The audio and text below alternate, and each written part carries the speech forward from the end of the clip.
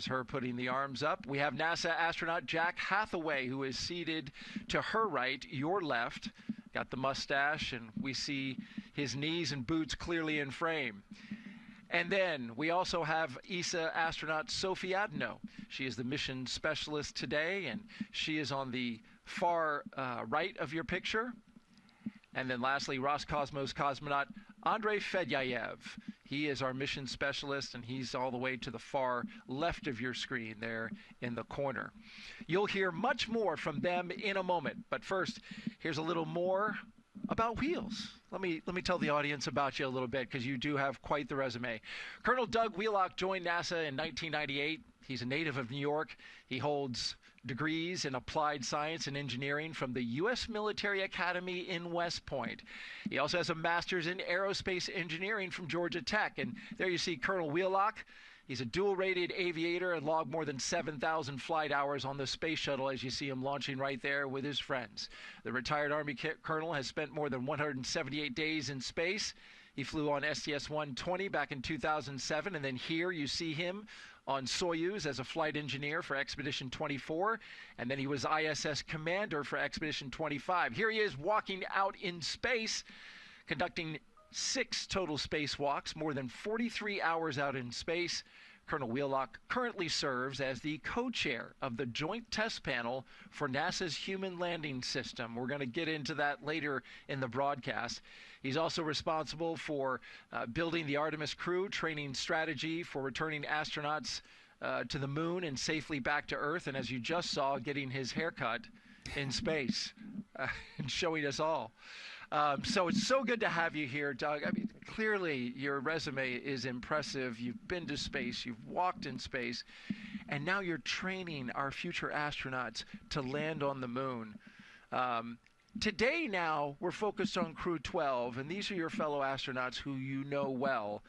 What are they feeling in this moment? This is sort of the culmination of years and years of hard work for them, and of course decades of dreams for them to fly in space. They've been training for this moment, and we have 2 veteran astronauts that are flying and 2 rookies. So it's a great mix, and it's a truly international crew as well.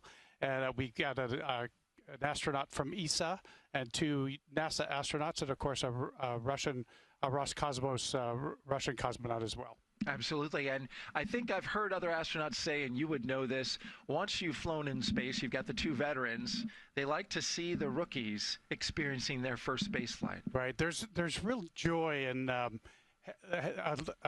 witnessing others experience this magic of going to space. And so it's just a thrill for me to see these, I call them the youngsters now. They call me Papa Wheels. Some of these guys call me Papa Wheels. So it's just great to see them experience this euphoria of flying in space. And we're also excited to watch them through this broadcast. So now let's get you caught up with everything that's happened so far this morning as the crew prepared for launch. We have a little video reel that recaps everything. It began inside the historic astronaut crew quarters, where SpaceX teams helped each crew member into their custom pressure suits. Before heading out, the crew paused for a final pre-launch tradition. You see it there, the card game, gathering around the table. It's a way to set the tone and leave any bad luck behind. Then it was time to step outside. The crew walked out to greet family, friends, and supporters, following a path walked by every NASA astronaut since Apollo 7 in 1968.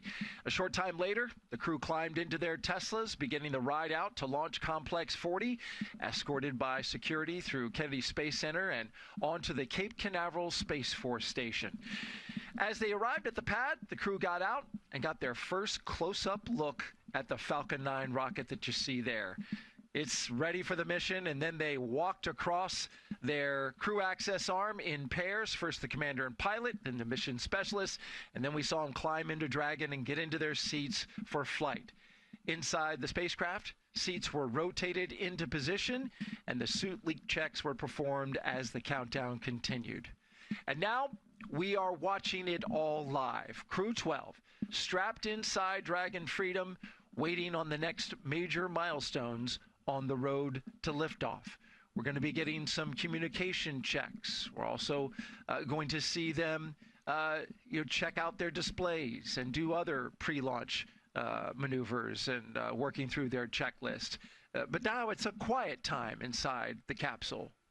Yes, they do have some time to themselves. Now, as you get closer to launch, there's some time compression as well. You just heard that the hatch is closed now, and so the time is going to start to compress for them as well. So.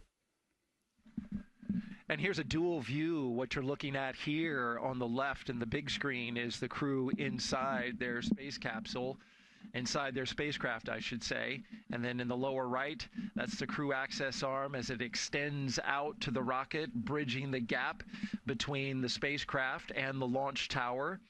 That would be the way that astronauts in this moment, should something go wrong when we get closer to tanking, they have the option up until that point to use that crew access arm. But then once we get to tanking, then that crew access arm retracts away, and they have to have an emergency egress if something were to happen. We're also taking questions, as you can tell, as listening to Doug's biography and that little video reel. He's a wealth of information. So if you'd like to tap in and get a question into our astronaut, just look there at the bottom of the screen, hashtag #AskNASA. We'd love to hear from you. We're taking your questions live using that hashtag #AskNASA. So if you're watching on YouTube and X, just drop us a question, join the conversation. We'd love to have your question. We'll answer them live right here on the air. I say we, Doug will. Wheels has got all the information, and he's more than happy to answer your questions, and he does a great job at doing it. All right, let's take a closer look at the crew heading to space today. Dive in a little bit into each individual crew member. Jessica Meir, she is a NASA astronaut commanding this Crew-12 mission. She's a native of Maine and spent a total of 205 days in space on her only space flight back in 2019. Meir launched on a Soyuz rocket, and she was part of the first all-female spacewalks with fellow NASA astronaut Christina Cook, totaling nearly 22 hours in space. Jessica earned a biology degree from Brown University. When not training for spaceflight, Meir enjoys skiing, hiking, cycling, and scuba diving, and she's conversant in both Swedish and Russian. Very smart commander, very capable, been to space, and you know her well. Absolutely. Jessica's awesome. I actually been in Russia with her while she was training as well. And I really admire her skills for learning a new language, because that was the toughest part of my studies, getting ready to fly on the Soyuz, is learning Russian. So. And she, just the other day in a press conference, they didn't have the translator. It wasn't on yet. I don't know why, but she went ahead and translated for Fedyaev on the fly. So you can tell she knows her stuff. And she did. Yeah. An impressive candidate and commander as well. Next up is your Crew-12 pilot, NASA astronaut Jack Hathaway. He was born and raised in South Windsor, Connecticut. He's married with 2 children. The Connecticut native earned bachelor's degrees in physics and history from the U.S. Naval Academy. Hathaway completed an operational tour aboard the USS Nimitz in support of Operation Enduring Freedom, as well as Operation Inherent Resolve while aboard the USS Truman. He has more than 2,500 flight hours in 30 types of aircraft and flown 39 combat missions. This will be his first spaceflight. Very excited about Jack going. The only downside to Jack, he's a Naval Academy graduate. Coming from a West Point graduate. From an Army guy. We have great fun during the Army Navy games. We did fare so well this year, the Army team. But Jack's just a great test pilot and really a wealth of knowledge. And he also he's a wealth of dad jokes as well. Is he one of those? So Jack's got some great dad jokes. Very good, very good. And along with the commander, Jessica Meir, and Chris Williams, who's already up at the space station, they kind of form a little New England contingent there. Yeah, Jack's from Connecticut, and with Jessica being from Maine, and of course Chris Williams on the station. He spent a lot of time in Massachusetts and Boston, And so it's gonna be a New England contingent up there. Yeah, they'll have a nice something to talk about as they sit around their clam chowder, should they have any. Here's your mission specialist now, Sophie Adenot. She's representing the European Space Agency, or ESA. This will also be her first trip to space. The French native studied engineering and specialized in spacecraft and aircraft flight dynamics during undergraduate work in France, and received her master's degree from MIT. Sophie joined the French Air Force in 2005, where she trained to become a helicopter pilot. That's something that's near and dear to your heart, as a fellow helicopter pilot yourself. She was selected as an ESA astronaut candidate in 2022 and has been training since then for today's mission. Absolutely, and as a helicopter pilot, she's perfectly ready to go to the moon with us as well. So. You haven't named her as such, but you know she. That's not official. Yeah, that's right.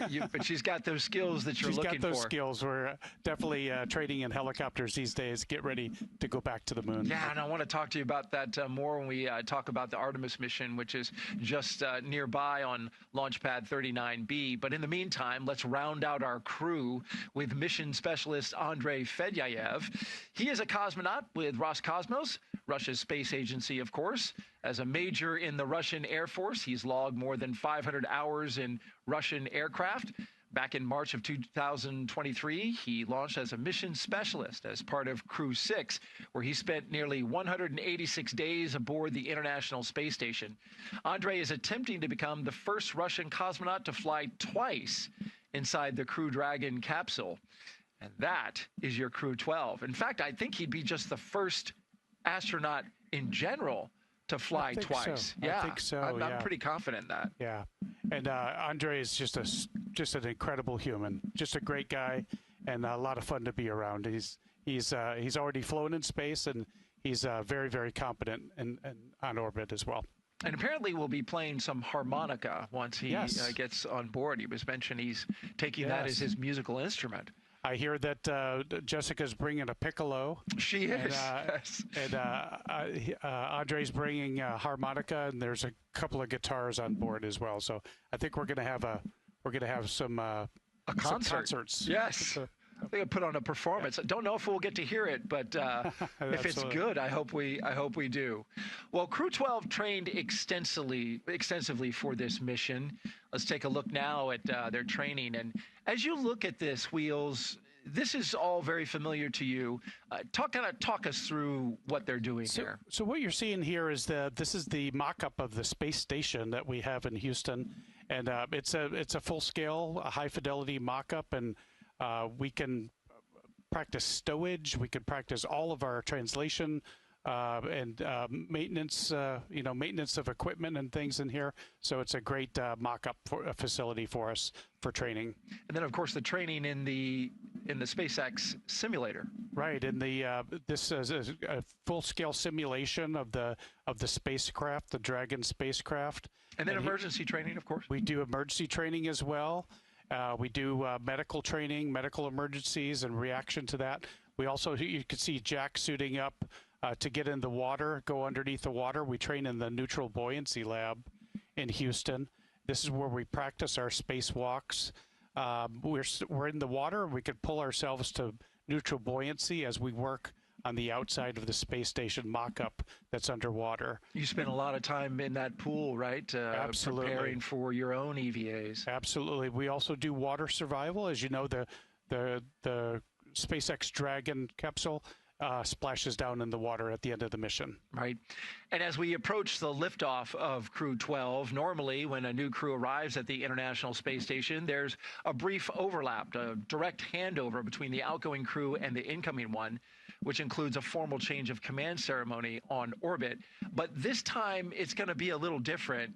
That ceremony already took place just before Crew-11's earlier return due to a medical issue involving one of its crew members. So Crew-11 had to come down just a little early. They safely splashed down in the Pacific Ocean off the coast of San Diego on January 15th, clearing the way for Crew-12's arrival today. Absolutely.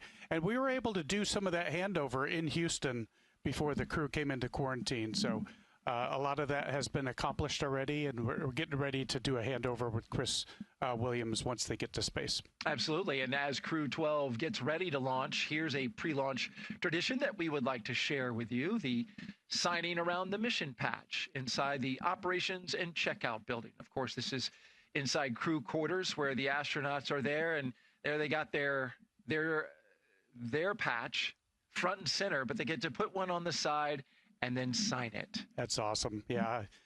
This is a tradition that we do, and that's just a fun way to leave our mark. And their mark is left indeed as they just passed by this area. It's in the hallway there at astronaut crew quarters, the elevator just to the side.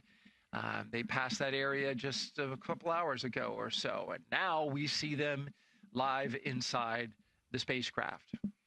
So we introduced you to each of the crew members, talked a little bit about them, but now we want to hear directly from them. So let's hear now, starting with the commander of Crew-12, Jessica Meir.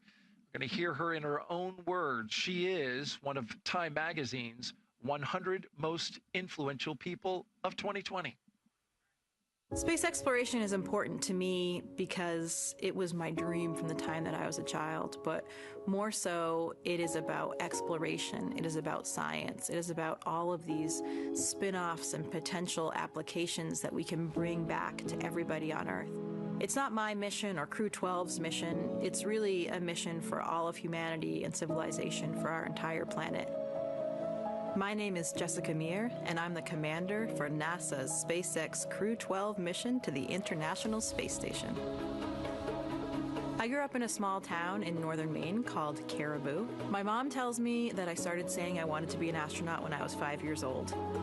From the time that I was young, biology was always my favorite subject, but still trying to participate in any type of space-related activity that I could get my hands on. I had always wanted to fly, so I started taking flying lessons at Brown as well. So I got to come here to the NASA Johnson Space Center and fly in NASA's Vomit Comet. Something that I found that is carried true into this job as well, that for me, when I have something that's both a mental and a physical challenge, that's really when I feel most complete. And so I had that in the Antarctic, I have that in this job as well. It certainly is this dream come true in being an astronaut, having had the incredible opportunity to fly to the International Space Station one time already and to be returning back there. Every experiment that we've ever done here on Earth has this omnipresent factor, this gravitational vector that we have all had from the beginning of the evolution of humans. So you can imagine if you remove a really large variable like that, there might be a wealth of anticipated outcomes, but there also may be some things that we don't know about. And that's the aspect of basic science that appeals to me so much, because the joy of science is these unexpected outcomes. A lot of our greatest scientific discoveries have not been from the hypothesis that the scientists went in on, but some completely unexpected result, and that's when things get really exciting. So to me, the basic science that we're conducting on the International Space Station has a lot of potential. Both Jack and Sophie are rookies. They haven't been in space before. So for me, mentally it's been a lot different because this is the first time that I'm serving as a commander. I'll be commander of the spacecraft and also of the International Space Station for part of our stay. Flying with these two rookies is so rewarding because I hope that I can help shape their experience and make it an extremely positive one, and watching them be the excitement and doing things for the first time has been so rewarding, and seeing that positive impact hopefully that I can have on them has been something that's very special. Speaking of the very rookies she mentioned, up next is Crew-12 pilot Jack Hathaway, who's counting down the minutes till his first journey to space. No matter what happens in the next couple years, it's not going to slow down. We're not going to go backwards. We're not going to sit on our heels and say that, hey, we've already done this. We can just wait and go slowly. There's a lot of motivation around the world to explore the moon and beyond. It's only going to get faster and more exciting, and more opportunities are going to open up and present themselves. My name is Jack Hathaway, and I'm the pilot for NASA's SpaceX Crew-12 mission to the International Space Station. I grew up in South Windsor, Connecticut. It's kind of a small, not quite rural town on the outskirts of Hartford. I ran cross country, I played a little bit of soccer, went to the public schools in South Windsor. I was an Eagle Scout with Pac 186. It was kind of a nice, relaxed, kind of normal American childhood. I think like most kids, I was interested in all sorts of things when I was young. Being an astronaut was one of them.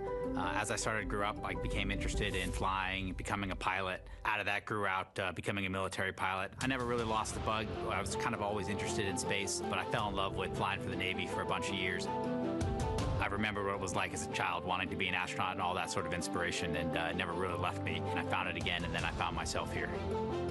My crew and I, we're going to climb into the Dragon capsule aboard a Falcon 9 rocket, and we're going to ride that beautiful rocket up into orbit of Earth, and then we're scheduled with Expedition 74 and 75 aboard the International Space Station. Our goal is to integrate with a crew that's already up there and be able to operate and maintain the space station. I'm excited about the opportunity to participate in some of the 3D printing experiments that are going on in low Earth orbit. I think as we get further away from Earth, it's going to be unpredictable what breaks and what type of equipment we're going to need, and it's going to be harder and harder to produce it on Earth and then launch it into space. So our ability to create tools, build hardware, or even whole habitats with 3D printers is going to be key to our development moving out towards the Moon and Mars. As you visit the different sites that construct the hardware, construct the rocket, or components and science experiments for the space station, when you get to meet those people and you see the passion and excitement in their eyes that they really want to be there, that they're not there by accident.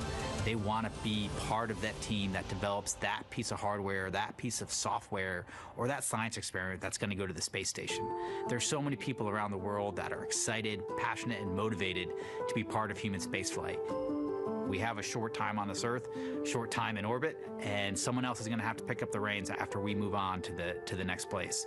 And it's important to inspire the next generation so they're ready, excited, and they can see what we've accomplished and then go even further. And today's launch will be just the second crewed mission ever to launch from Space Launch Complex 40, as you're looking at it live. That's there at the Cape Canaveral Space Force Station.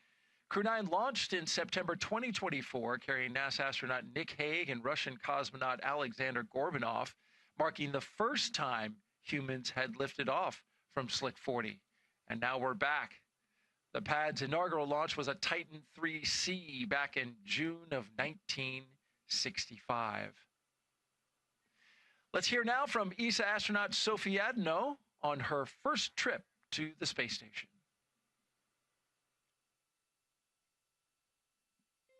For space exploration, I really love the sense of wonder. Every step we take forward enables us to push our limits. My name is Sophie Adenot, and I'm a mission specialist for NASA SpaceX Crew-12 mission to the International Space Station. I was born in the countryside in the middle of France, in Burgundy, and out there was not a ton of technology, but there were beautiful skies and beautiful stars. So during my childhood, I spent many hours stargazing. I just read a lot about spaceflight, but to be honest, I had no idea how I could make this dream come true. And then when I was 14 years old, I read an article about the launch of Claudia Haigneré. She was the first French woman astronaut. It was a mind-blowing moment for me because then from that day on, I thought she made this dream come true, so why not me?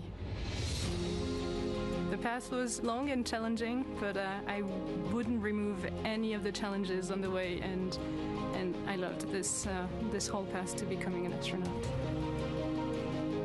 Training is so varied. We've been diving into simulations, robotic operations, safety drills, emergency rehearsal of all of the actions in case of a fire. We've learned to pull a tooth out. We have learned together to respond to a rapid depress on board the space station.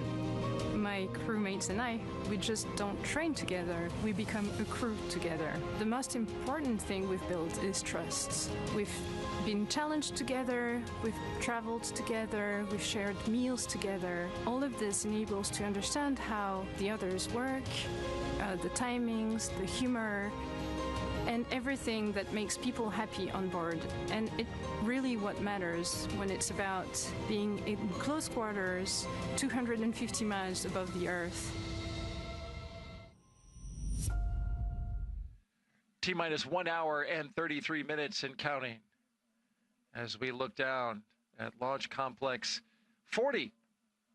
Finally, Roscosmos cosmonaut Andrey Fedyaev sharing his thoughts as he prepares for his second flight aboard Dragon to the International Space Station after making his first space flight Dragon, on SpaceX, Crew-6. for your awareness, Now closeout team has departed the crew arm. Now heading back as a member of Crew-12 almost 3 years later. Dragon copies. Решение воссоздано именно в 10-м, в 11 классе, когда я принял решение, что хочу стать космонавтом, и поступал в летное училище. Меня зовут Андрей Федяев, я специалист полета Crew-12 на Международную космическую станцию.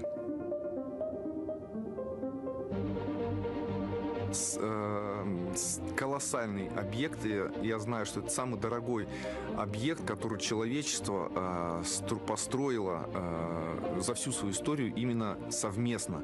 То есть это огромнейший международный проект, который работает уже больше 25 лет.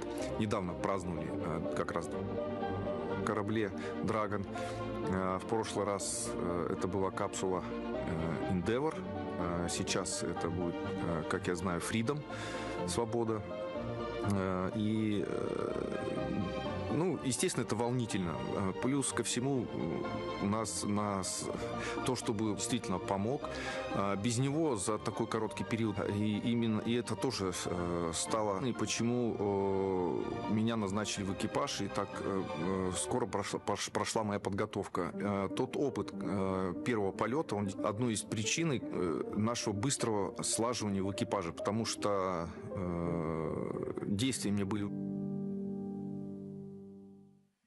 Currently, T-minus 1 hour, 31 minutes and counting until Dragon Freedom flies Crew-12 to the International Space Station.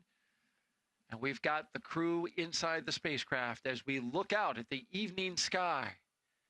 It's early here in Florida, 3:44 a.m. Eastern Time. And there inside the capsule, inside the spacecraft, Commander Jessica Meir. She's the second from the right. We have pilot Jack Hathaway. He is the third from the right. And we've got ESA astronaut and mission specialist Sophie Adenot. She's at the far right. And then all the way to the far left, Roscosmos cosmonaut and mission specialist Andrey Fedyaev. All right, coming up around 1 hour and 30 minutes, we will check the launch escape system. It basically doing a health check on this system. And so, Wheels, this is something you experienced inside Space Shuttle, inside Soyuz. There's a moment where you want to make sure that whatever system you're going to be using, it was very different on Shuttle from Soyuz, is good to go. Absolutely. There a possibility we could do a pad abort. We want to be ready for that. The crew is trained for that, and we have the option to exercise that system if needed. So we'll do a checkout of the automated system, and then we'll hand over to the crew later in the flow when they activate the system from on board as well. So it's a very choreographed sequence, and they're following those pad checkouts here in the moments to come. We got just a few seconds before that kicks off. Let's stand by.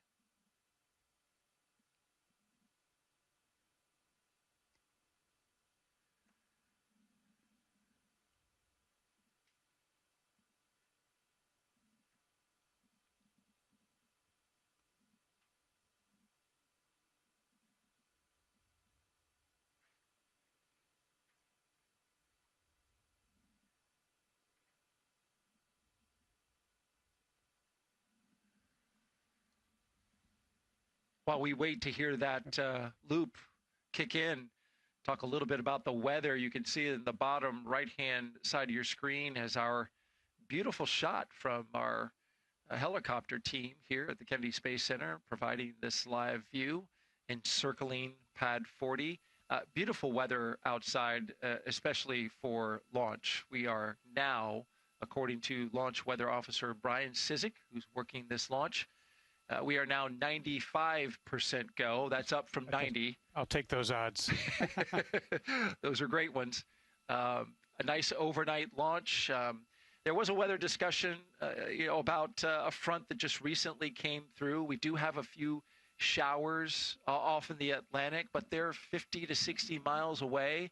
The only very mild concern would be a possibility of a cumulus cloud rule or flight through precipitation violation. But now that it's down to a 5% chance, I mean, that just, as you said, bodes extremely well for our launch today. Those are great odds. And so I think we're going to see a beautiful nighttime launch, and it's going to light up the night, and we're very excited about our crew getting ready to go. That's right, T0, 5:15 and 55 seconds a.m. Eastern Time. And what a beautiful launch it will be. We've got questions coming in already. Yeah. Folks up at this hour, but we've got people all around the world, and it different time zones. It could be, one of those good hours. So let's go ahead and take a few questions now and see what's on folks' mind as they probe the mind of wheels. Leroy Jones asks, what is the first thing astronauts like to do when they get released from quarantine? When they get released from quarantine? I don't suppose they're released from quarantine until they come back from space. So that's true. That's true. So when they get out of quarantine, they're heading to their rocket. But coming back from space, it takes a few days of testing once you get back on the ground, and then you're released to see your families. Now, there's certain things they don't want us to do. They don't want us to drive for 45 to 60 days because of just sort of motion parallax and things, some other things that could be confusing to your brain once you get on the ground. So, and they're very reticent to let us run outside as well, because your balance system is a little bit topsy-turvy when you first get back to Earth. It's like a toddler. I told my son, don't run, don't run. Is that something you have to tell yourself? True. Like, That's don't true. run.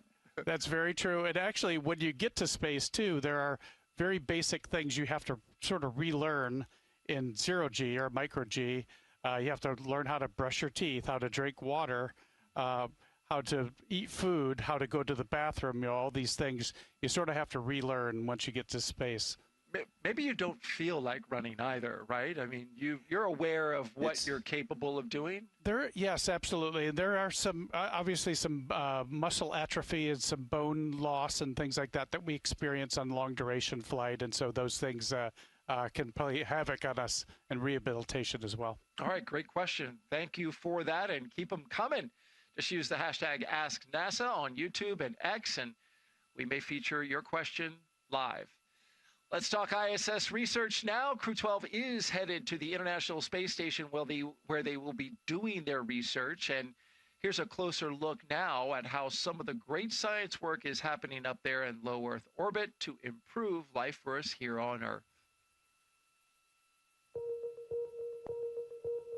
The International Space Station isn't just a symbol. It's a powerhouse of cutting-edge science, constantly revealing secrets that defy Earth's limitations and drive us farther into the cosmos.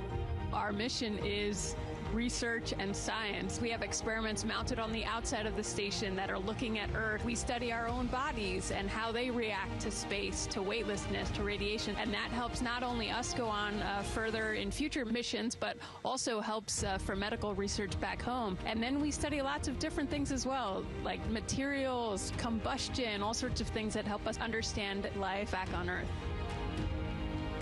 Yeah!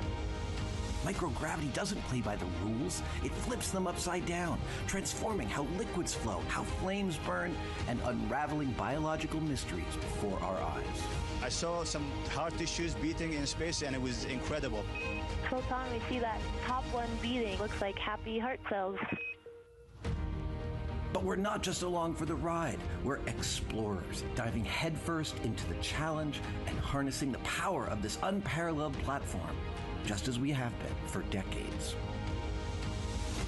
We're on a relentless quest for answers, seeking to understand the intricate workings of the human body in space and ensuring future crews stay safe on their daring journeys beyond Earth's orbit.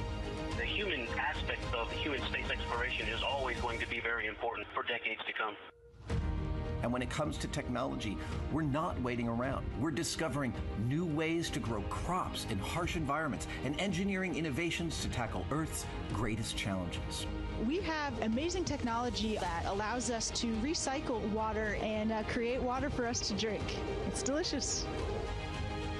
Microgravity isn't just a curiosity, it's a game changer in the fight against diseases back on Earth, paving the way for breakthroughs that benefit us all and enabling new economic opportunities in space. Welcome Axiom 3 on board the International Space Station. From our vantage point more than 200 miles above Earth, we are not just spectators. We're gaining unprecedented insights into the world we call home, and we're sharing our findings openly. We're not just achieving results today. We're sparking inspiration in future generations of explorers and embracing the power of global collaboration as we reach for the stars. What was your favorite experiment on the International Space Station? Toby, great question. My favorite experiment was the one that I got to eat. It was us growing hatch chili peppers in our plant habitat. Station Huntsville on 2, we have video in Node 1. Look at those chili peppers. And as we soar through space at 17,500 miles per hour, each moment is a step closer to unlocking the mysteries of our Earth, our universe, and propelling our pioneering spirit even farther into space. So come along for the ride aboard the International Space Station. T-minus 1 hour, 22 minutes and counting. Let's take you inside Mission Control now in Houston, where flight controllers are continuously monitoring the International Space Station and the people on board. NASA's Anna Schneider is there live in Houston at Johnson Space Center. Anna, good early morning to you. Good morning, Daryl. Yes, I am joining you live from Mission Control Houston inside the International Space Station Flight Control Room at NASA's Johnson Space Center here in Houston, Texas. Currently on console, the Orbit 1 team of flight controllers continue to prepare for today's launch, led by Flight Director Garrett Hain. Today, we will be launching the 12th rotational crew mission to the International Space Station under the agency's Commercial Crew Program. Following Crew-12's arrival to the space station, targeted for Saturday at 2:15 p.m. Central, 3:15 p.m. Eastern, the space station will have a total of 7 crew members representing 3 different space agencies, including NASA, the European Space Agency, and Roscosmos. After tomorrow's docking and hatch opening, Crew-12 will join Expedition 74, including NASA astronaut Chris Williams and Roscosmos cosmonauts Sergei Kudzvirshkov and Sergei Mikhaev.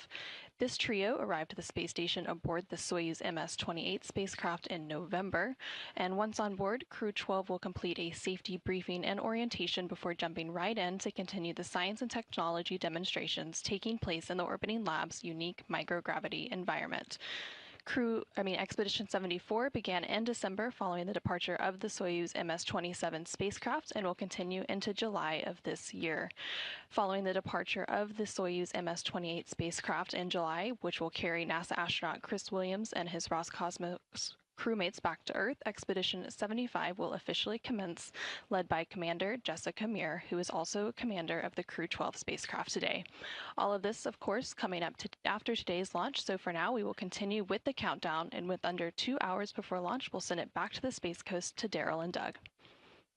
That's right, and we are here at the Kennedy Space Center in Florida, looking out at Launch Complex 40 at the Cape Canaveral Space Force Station. Right now, Crew-12 is inside Dragon Freedom, and so far Crew-12 has completed their comms checks, make sure they can communicate.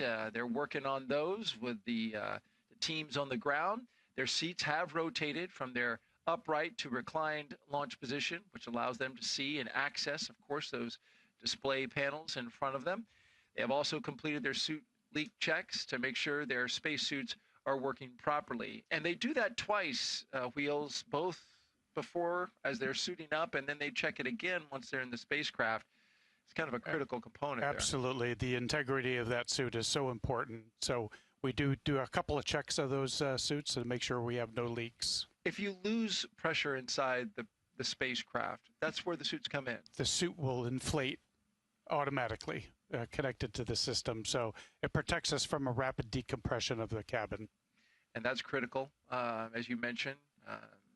Of course, the spacecraft is well sealed, especially at the hatch, but because spaceflight is such a risky endeavor, you never know what will happen, and so having a spacesuit that can act as your little Earth, provide the oxygen and the pressure is critical. Absolutely, and I think all the crew is wearing the new R2 upgraded suits, which is a different enclosure, and so we'll be checking those new enclosures as well. So this is an upgrade to our suit to allow for adjustability.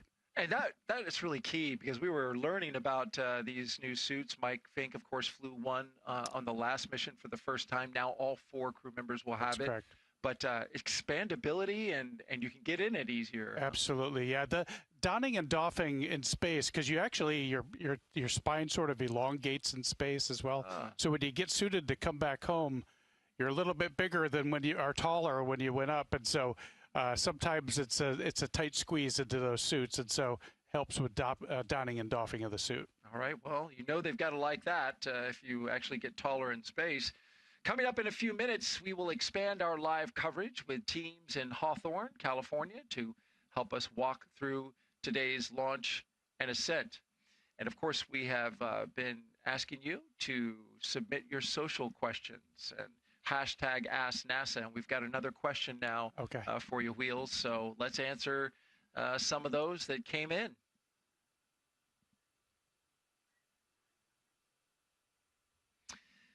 Josh Ree asks, what would the astronauts do the last couple of hours before launch? Well, we're in the last couple of hours. Absolutely. They're actually in their spacecraft about 2.5 hours before they launch. And they're sitting sort of on their backs with their feet up. And you might try this at home. You could lay on the floor next to a chair or the sofa and put your legs up on the chair and sit like that for 2 hours, 2.5 hours. And so that's sort of the position they're in right now.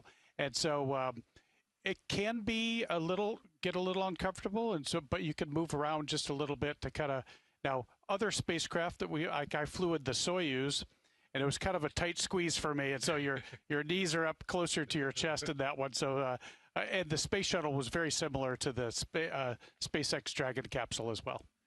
And there's only a certain amount of time that any individual, an astronaut included, who's in excellent physical shape, can stay on their back. It's not an issue with the spacecraft loading, because they load their propellant with the astronauts in there. So that's shorter true. time. That's true. Yeah, that's right.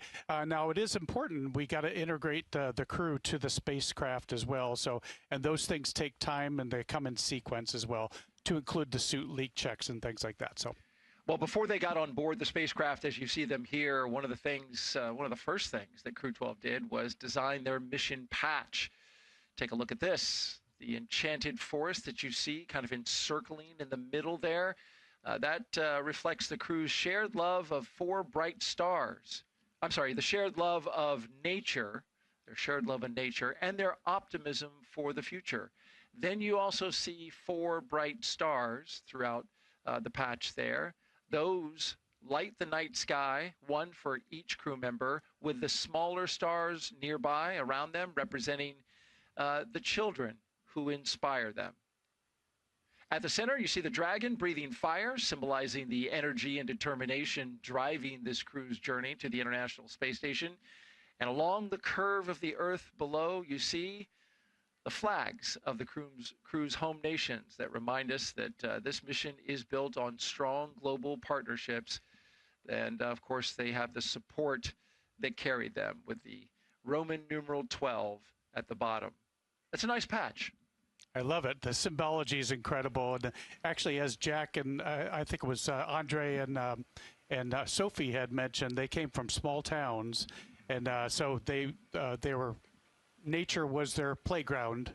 So the dark skies and the beautiful stars at night, that allowed them to dream about things that could be.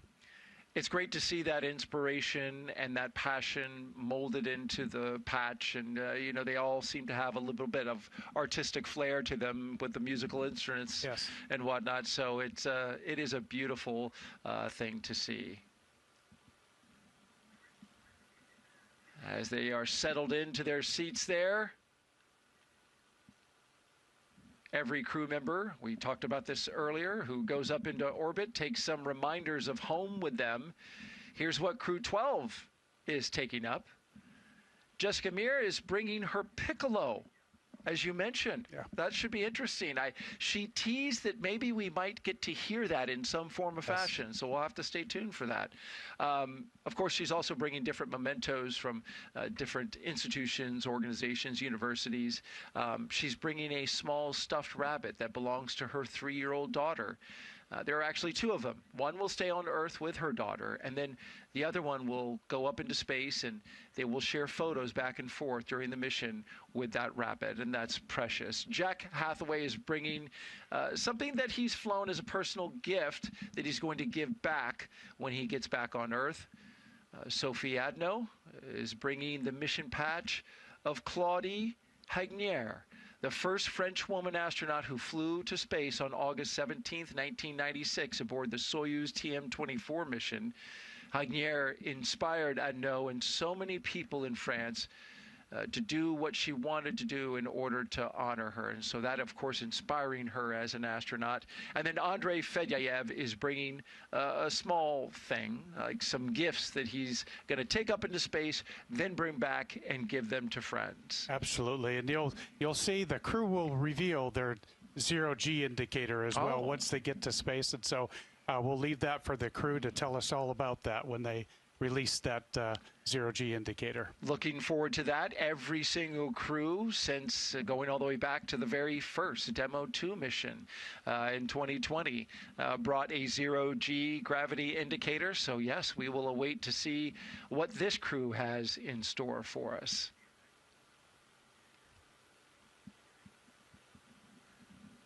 On my Soyuz flight, Fyodor Yurchikhin, my commander, brought a little dog that he was given back in elementary school. Not a real dog. Not a real dog, but just a little zero-G indicator that we had, little stuffed dog. And his teacher said to take this everywhere you go and share your journey. His teacher from his earlier years, elementary school years. How about that? That's beautiful. Well, the Dragon spacecraft Freedom will take Crew-12 to space today, and when it does so, it will be the Freedom's 5th space flight. A veteran spacecraft with a lot of miles already on the clock. Its first flight, Crew-4. Since then, Freedom has flown a mix of NASA and private missions, including a couple of Axiom flights. It's already spent more than a year in space. The name Freedom, as you can see there, was chosen by Crew-4 Commander Kjell Lindgren on the left there. It's a nod to the basic human right and what's possible when curiosity, innovation, and the human spirit are left unrestricted. And there is Freedom docked to the International Space Station. A beautiful sight. Here it is on the ground, awaiting its ride into space. If we launch at 5:15 and 55 seconds a.m., it'll take roughly a day and about 10 hours to get to the space station. Absolutely. It'll take about 8 or 9 minutes to get to space from the launch pad. Quick ride to space, and then we'll do the phasing to dock with the International Space Station.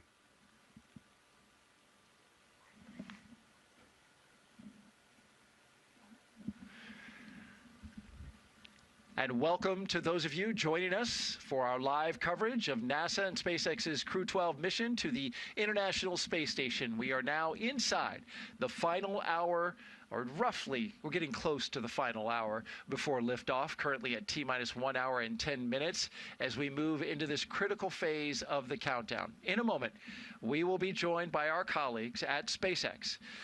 To reintroduce you to all of you out there watching, I'm NASA's Daryl Nail, and for the past hour, I've been joined by this man, Wheels, NASA astronaut and U.S. Army Colonel Doug Wheelock, a veteran space flyer who's been helping break down today's mission and answering your questions, and you've been doing a great job at it. We really appreciate it. I appreciate that, Daryl. So exciting to be here with you.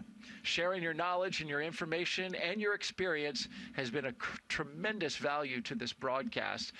Crew-12 is launching from Space Launch Complex 40 at the Cape Canaveral Space Force Station. We're lifting off at 5:15 and 55 seconds a.m. Eastern Time. And as we mentioned, it's just a little more than an hour away. Once this crew arrives at the station, they will join Expedition 74. Now here's a look back at how this morning unfolded as the crew prepared for launch. The day began inside the historic astronaut crew quarters, where SpaceX teams helped each crew member into their custom pressure suits. Before heading out, the crew paused for a final pre-launch tradition right here, gathering around the table for a card game, a way to set the tone and leave any bad luck behind. Then it was time to step outside. There they are, walking the path walked by every NASA astronaut since Apollo 7 in 1968. A short time later, the crew climbed into their Teslas after saying goodbye to their families and loved ones. Then in pairs, after they arrived to the launch pad, they checked out their rocket, got their close-up look at the Falcon 9. There you see them walking right next to the rocket, which is right there before they climbed the launch tower. And then in pairs, they walked across the crew access arm. First the commander and pilot, then the two mission specialists, and then we saw them climb into their Dragon and get into their seats for flight. As you see here, they articulated their seats, basically rotating them into position. They did their suit leak checks and their comm checks as the countdown continued.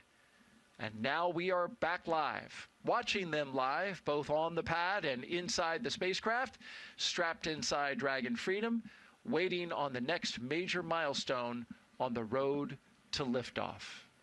It's been a good journey, and we've been tracking it the whole way. Wheels? Absolutely, yep. And now things are going to start to pick up once we get inside of an hour. You'll hear some things on the loops that will be sequence tests that go on as we get ready for launch as well. And with that hatch closed, I imagine there's a very specific type of quiet inside that capsule, inside the spacecraft. There's a little bit of nervousness that goes on. I'm sure that Jack will provide some dad jokes to sort of lighten the atmosphere a little bit. But yeah, it's game time. So it's the crew is getting into the zone. They're probably talking about maybe reviewing in their mind their initial steps, and so they're ready to go. All right, speaking of ready to go, at this time we're expanding our coverage to include our partners at SpaceX. So let's welcome in our team joining us live from Hawthorne, California. Good morning. Or in your case, good evening. Are you still on yesterday? Yeah, I think so. Well, no, it looks like you're with us. You're today. It's good morning. Thanks, Daryl. I'm Jessie Anderson, a senior production and engineering manager here at SpaceX. And I'm Sandra Jones with NASA Communications. We are excited to be joining you once again from Hawthorne. It is always a pleasure to be here, especially today as we count down to liftoff of Crew-12 just over an hour from now. As the name suggests, Crew-12 is our 12th operational mission with SpaceX, flying astronauts for long-duration missions to the International Space Station, and the 13th as a part of NASA's Commercial Crew program with SpaceX. Today's crew will fly aboard Dragon Freedom, which first supported NASA's Crew-4 mission in 2022, and since then has flown several missions, including Axiom missions 2 and 3 and NASA's Crew-9. Crew-12 will be Dragon's 17th visit to the space station with crew on board and its 20th human spaceflight mission overall. So let's meet today's crew. In the commander's seat is NASA astronaut Jessica Meir, who spent a total of 205 days in space on her first spaceflight back in 2019 and was part of the first all-female spacewalks. She holds a biology degree from Brown University. Next to Meir is pilot Jack Hathaway, making his very first flight to space. The Connecticut native earned bachelor's degrees in physics and history from the U.S. Naval Academy, and he has more than 2,500 flight hours in 30 types of aircraft and has flown 39 combat missions during several military operations. Serving as a mission specialist is Sophie Adenot, representing the European Space Agency, or ESA. The French native studied engineering and specialized in spacecraft and aircraft flight dynamics during undergraduate work in France and received her master's degree from MIT. This will also be her first trip to space.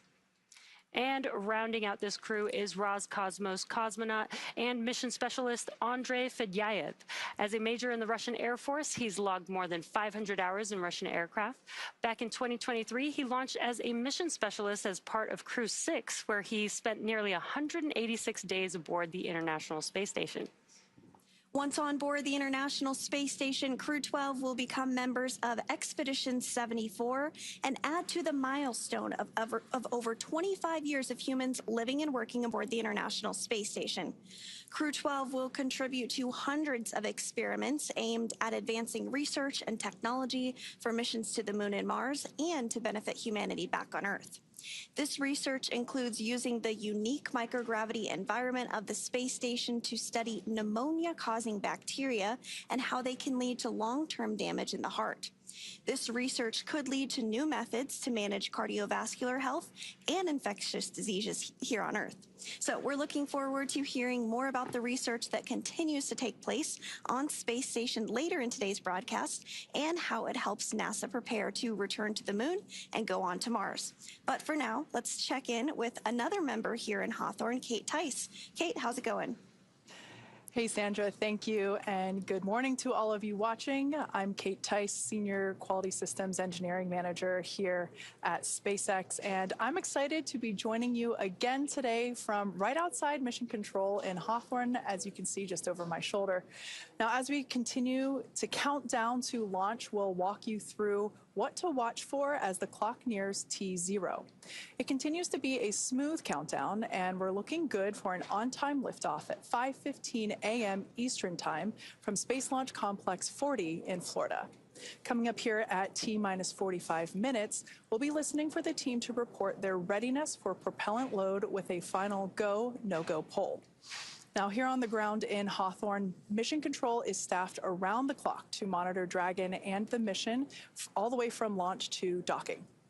The same teams that you see right there on your screen today will hand off the mission from shift to shift, maintaining continuous awareness from liftoff through rendezvous and docking with the space station and all the way through splashdown when the crew returns home. Inside that room there, Mission Control, there are 6 key positions on console today, and each of them are focused on a specific aspect of the mission. The mission director is the person leading the room. They coordinate the team and make real-time decisions to ensure mission success. The mission director, who you will hear referred to as MD when we talk to them on the nets. Dragon, SpaceX, for your awareness, ground is stepping into cycling the orbit tank isolation valves to equalize low flow pressure. Dragon copy.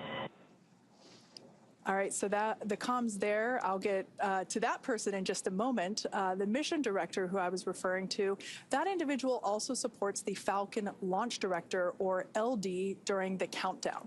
Now, the voice that you just heard is our crew operations and resources engineer. You see there on your screen. Today, we refer to that person as core throughout the broadcast. Our core today is Mary Cooper, and she will be the primary voice talking to the crew while they are on board Dragon on the way to space. Now, the remaining operators are focused on Dragon systems, including avionics, guidance and control, software, propulsion, life support, and coordination with ground support teams. And across the country, our Falcon 9 and Dragon teams, along with key NASA launch personnel, are stationed in the Launch and Landing Control Center at SpaceX's Hangar X in Florida. Now, as we move inside the final hour, teams across both rooms will be reviewing data from their final checkouts in preparation for retraction of the crew access arm and the start of propellant loading. But the teams in Hawthorne and Cape Canaveral aren't the only ones supporting today's mission. That's right, Kate. NASA has its own team at the Johnson Space Center in Mission Control in Houston, Texas, who will be checking in with us as we progress toward today's launch. This is where NASA's Anna Schneider is located, who will share the latest updates from Mission Control as they have been busy preparing the International Space Station for Dragon's arrival. The team over in Houston recently gave their go for launch, confirming the station and its systems are ready to receive the Dragon, Freedom, and the new crew. Following liftoff, today's flight to the International Space Station will take about 34 hours, with Dragon flying autonomously the entire way. SpaceX, you have a go for step 5.1. When ready, report go for launch. Dragon copies, go for 5.1. And we will continue to hear communications from the ground to the crew inside Dragon Freedom as they step through those procedures. We're now less than an hour away from today's launch, but tomorrow we'll be looking ahead towards docking, which is targeted for February 14th at 3:15 p.m. Eastern to the Zenith port of Harmony. And just like an autopilot on a commercial aircraft, the crew always has the ability to take manual control of the spacecraft if needed. Right, we are at T-minus 58 minutes and 42 seconds and counting, and launching a rocket takes a considerable amount of teamwork. During launch, SpaceX is monitoring the health of the vehicles from here in Hawthorne and Kennedy, and our recovery team is supporting out at sea.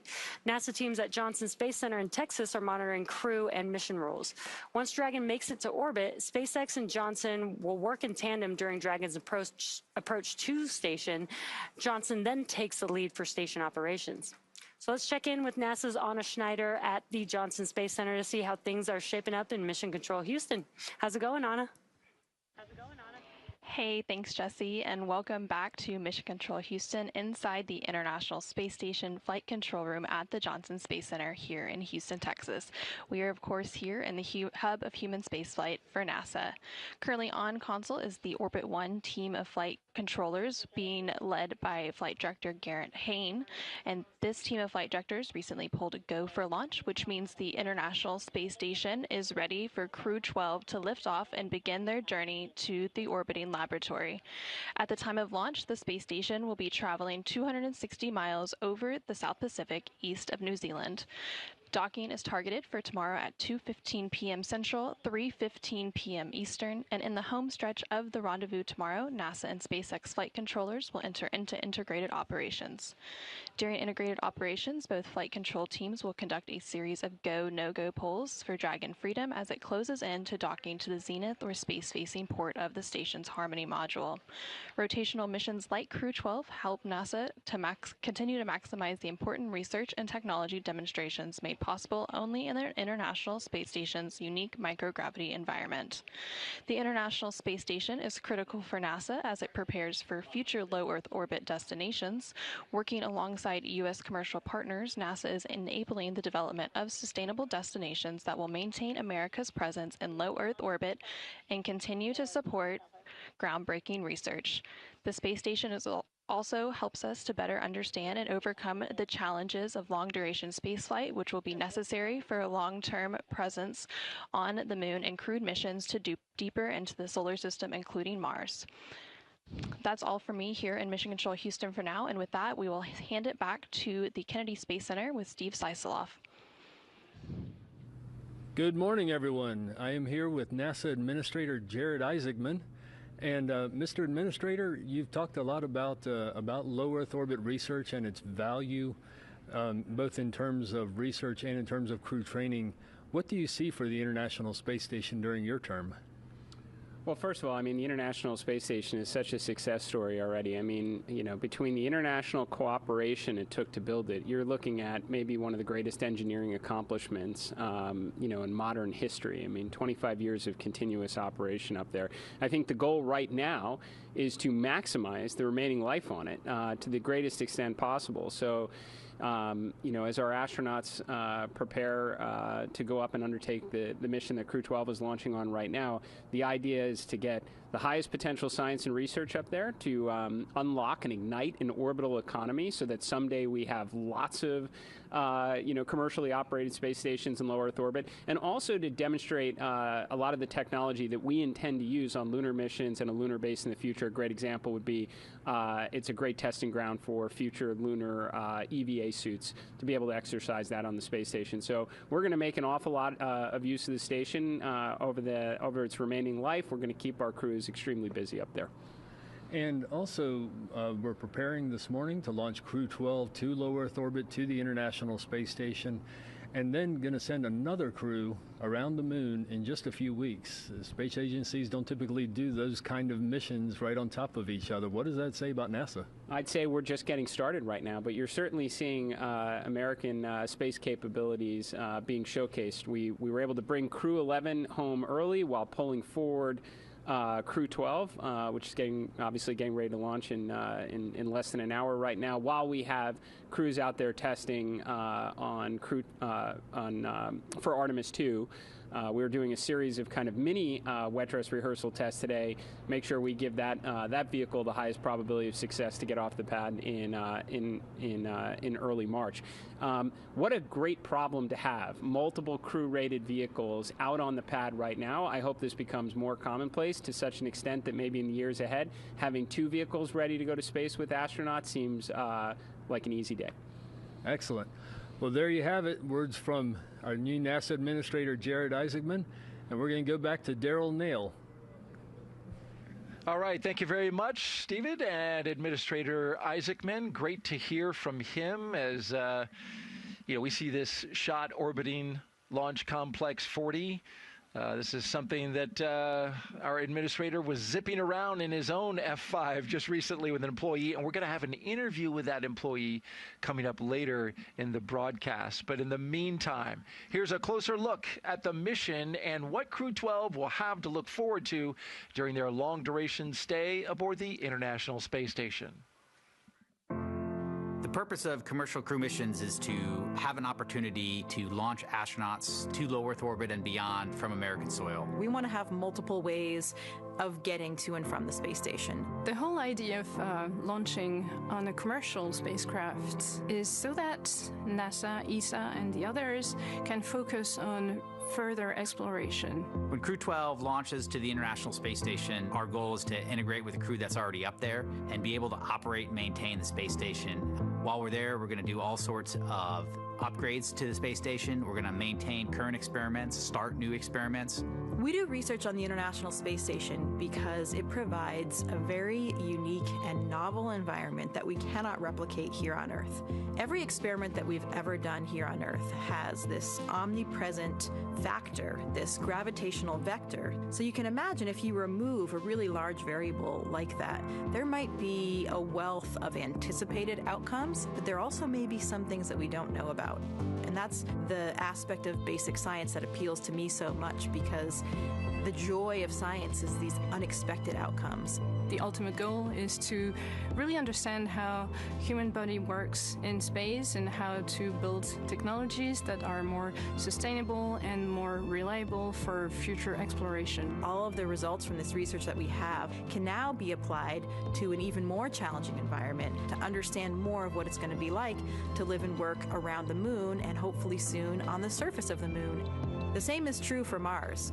International cooperation is so important because space is really challenging. I think one of the great parts of the International Space Station is that we do it all together as a human race, as humanity pushing forward out into the stars. It's like the ultimate potluck dinner. Everyone brings its signature dish, its own expertise, and then we're sharing and gathering, sharing resources, sharing knowledge, sharing scientific experiments. I think it's part of human nature that we use this exploration to make our lives better here at home and then also satisfy that natural human curiosity to see what's over that next hill.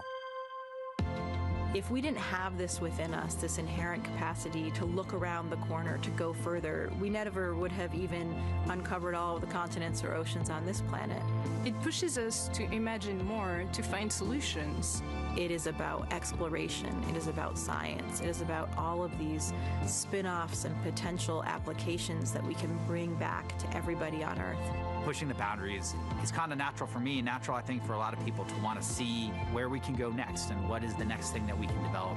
And for me, it's all about sharing this mission. It's not my mission or Crew-12's mission. It's really a mission for all of humanity and civilization, for our entire planet.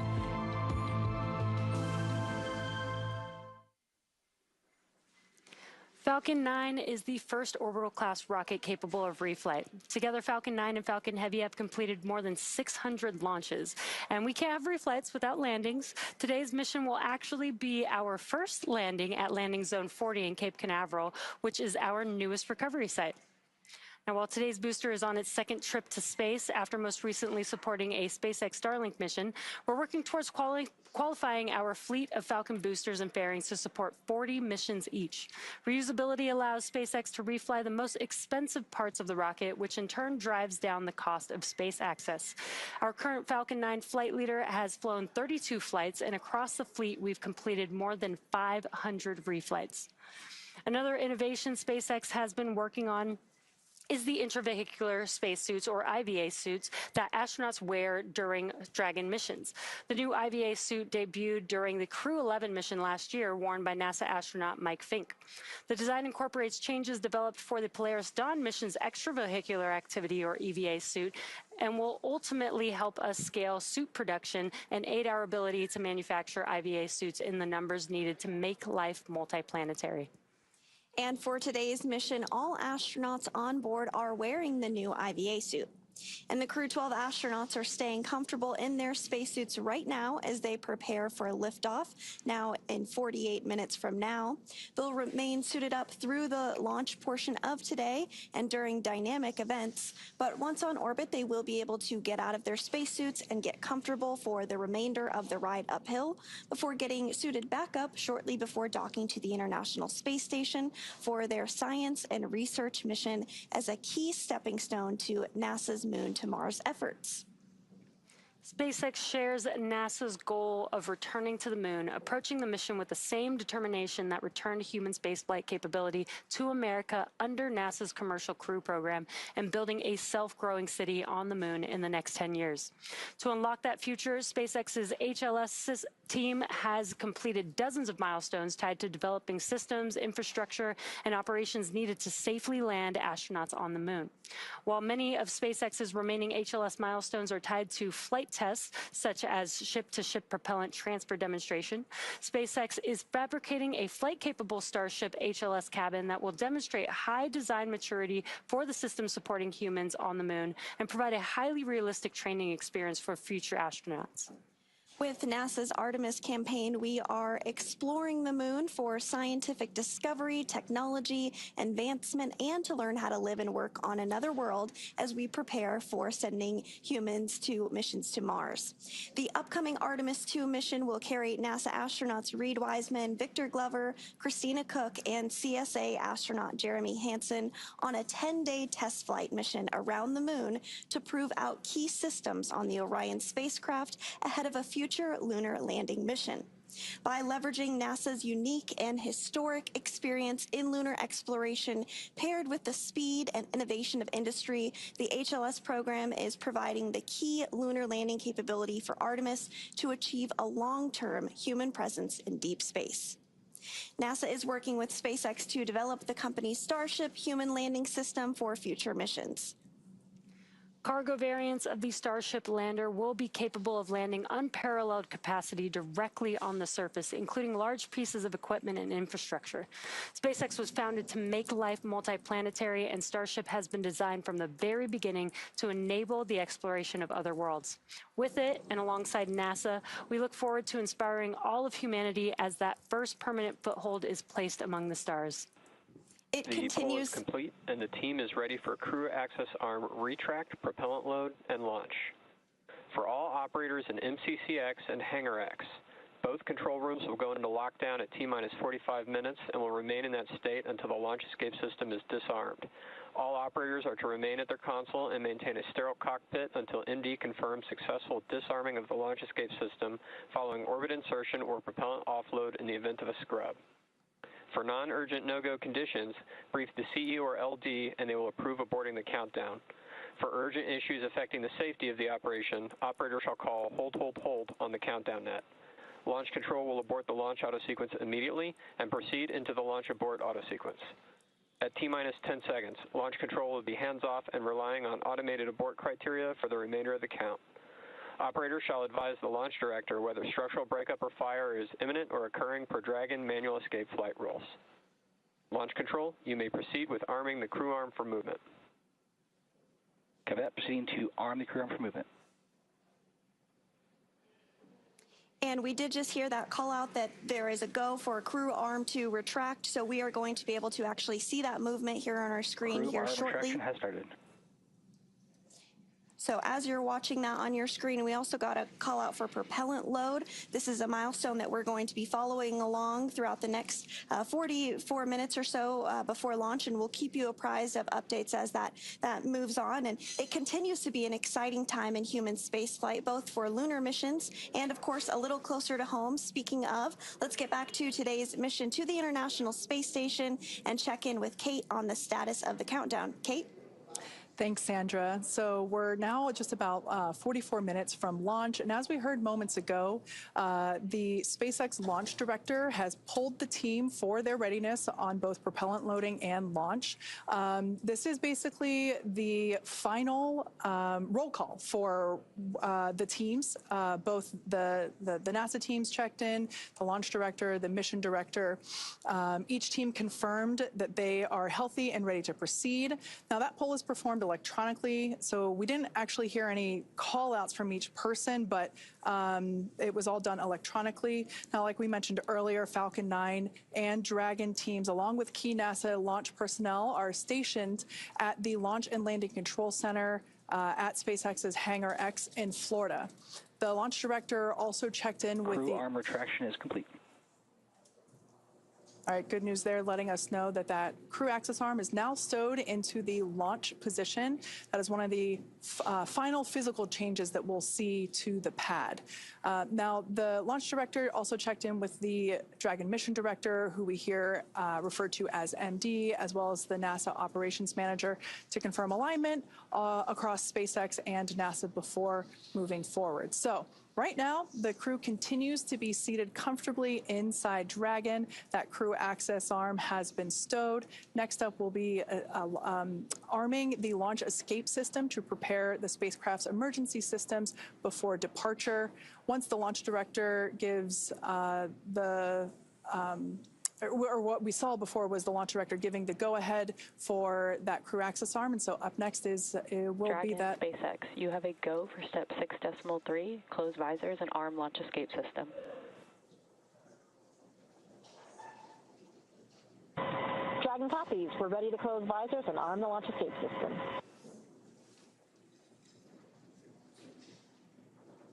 All right, words there letting us know that the crew is now putting their visors down, as we can see them doing. That's important as we move into more dynamic operations for the vehicles at the pad, and the launch escape system will be armed. After SpaceX Dragon, visors are closed. We're ready to send the command.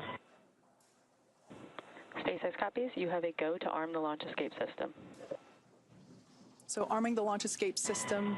Copy, go. Is an important step that we execute prior to starting propellant loading. That will begin in less than 10 minutes. That'll happen at T-minus 35 minutes here in about 6 minutes from now. So in the meantime, let's check back in with our friends at Kennedy. Daryl and Doug, how is it over in Florida? Beautiful here in Florida, Kate, and thank you. I'm here with Doug Wheelock, NASA astronaut, a.k.a. Wheels. He's been giving us is verified armed. Giving us the commentary, and we just heard a call out following up on what Kate was saying, that the launch escape system is armed. This is a very dynamic time as we prepare to load propellants aboard Falcon 9. Absolutely. This is a critical time in the flow, of course, and we want to make sure that launch escape system is armed, so the crew has a way to swiftly get off the pad if need be. And of course, you train for this, Wheels. This is not something that is, just an easy ride. I mean, if that thing were to need to pull off the top of that rocket, it's going to come up there with a lot of G-force. You had mentioned, like, what is the time when the crew really starts to tighten up, and when that access arm swings away, then it starts to get real. It's game time now, and so things get a little less jovial inside, and people have their game face on, and they're getting ready to march through these sequences.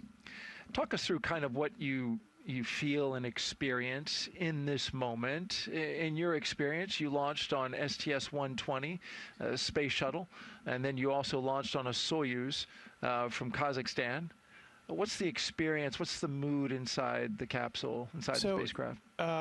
You could begin to see and hear and feel vibrations in the vehicle as valves open and close for tanking and things like that, gimbal checks and various pressurization of the Dracos on the side of the spacecraft as well. Right there, close to your head. Right, you can hear those. So yeah, you could hear those things. You could feel vibration, and so you could feel sort of the spacecraft is coming to life. You know, the rocket is coming to life, and so it gets real pretty quick.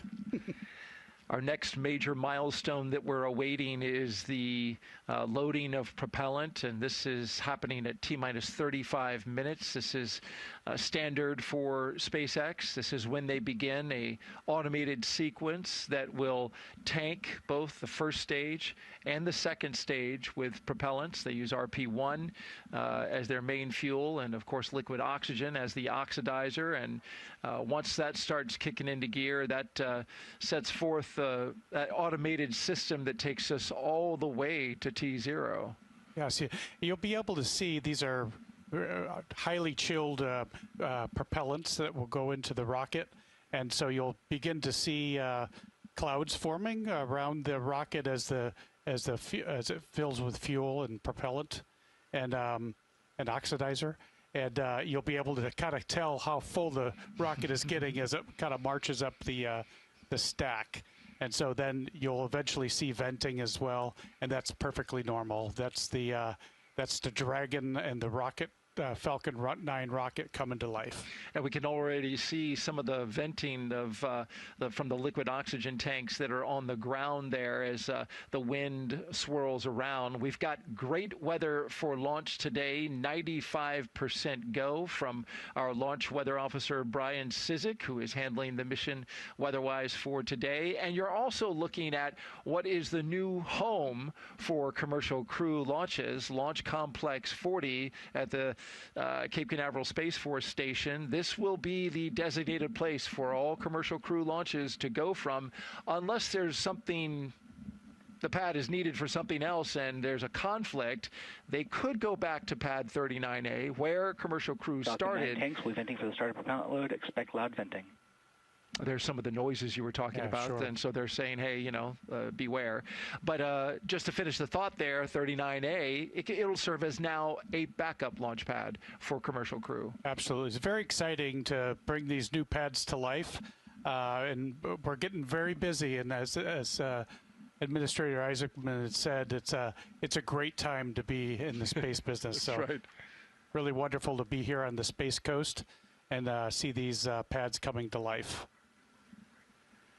Crew-12 strapped inside Dragon Freedom, currently getting ready for its 5th flight, following Crew-4, Axiom 2 and 3, and Crew-9. It'll be riding on booster Falcon 9, of course, 1101-2, its 2nd flight. Previously, this booster flew on a Starlink flight not too long ago, Doug, and this is something that SpaceX, champions well in their program, and that's the reuse of their boosters. It's so wonderful to see the reuse of these things. I heard them speak of they're trying to certify for 40 launches on these reusable pieces, which is just amazing.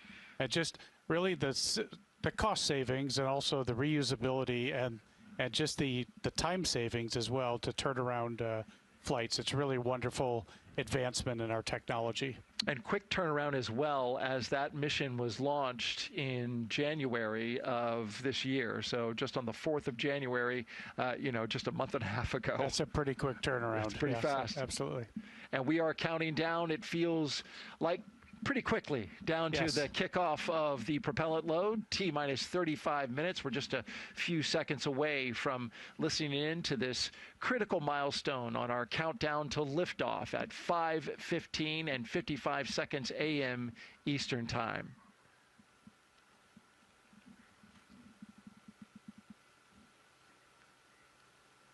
And the crew right now load has started.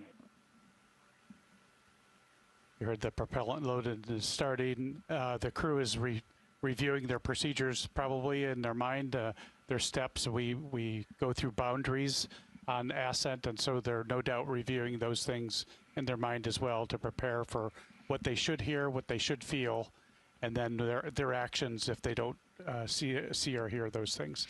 Commander, that's right, Commander Jessica Meir walking her crew through those moments, no doubt, as she leads them on their mission to the International Space Station. Of course, she has a special place in our hearts as she was a co-commentator in your current role for Crew 7 and Crew 10. She was part of the launch broadcasts, and so she did those before she went up on the SpaceX Falcon 9 and Dragon, so she got to see all of this many times. Of course, she's well trained, but she also saw it from how it looks to the audience out there in the world. And she set the bar way too high for me, Daryl. So you're doing a fantastic job, Wheels. I couldn't be more happy to have you with me here today as we count down and head back out to Hawthorne, California. Thanks, Daryl. Now, as we heard the call out earlier, propellant loading of both RP1, that's that rocket grade kerosene, as well as super chilled liquid oxygen. Loading for those began at T-minus 35 minutes. Everything is looking good for both Falcon 9 and Dragon at the moment. Teams are working, no major issues. The range is green and weather is looking awesome. Our percent of violation of launch requirements for the weather, those are the rules that we have to follow in order to make sure that we're able to launch. We only have a 5% chance of violating those rules, so that's pretty good for Florida.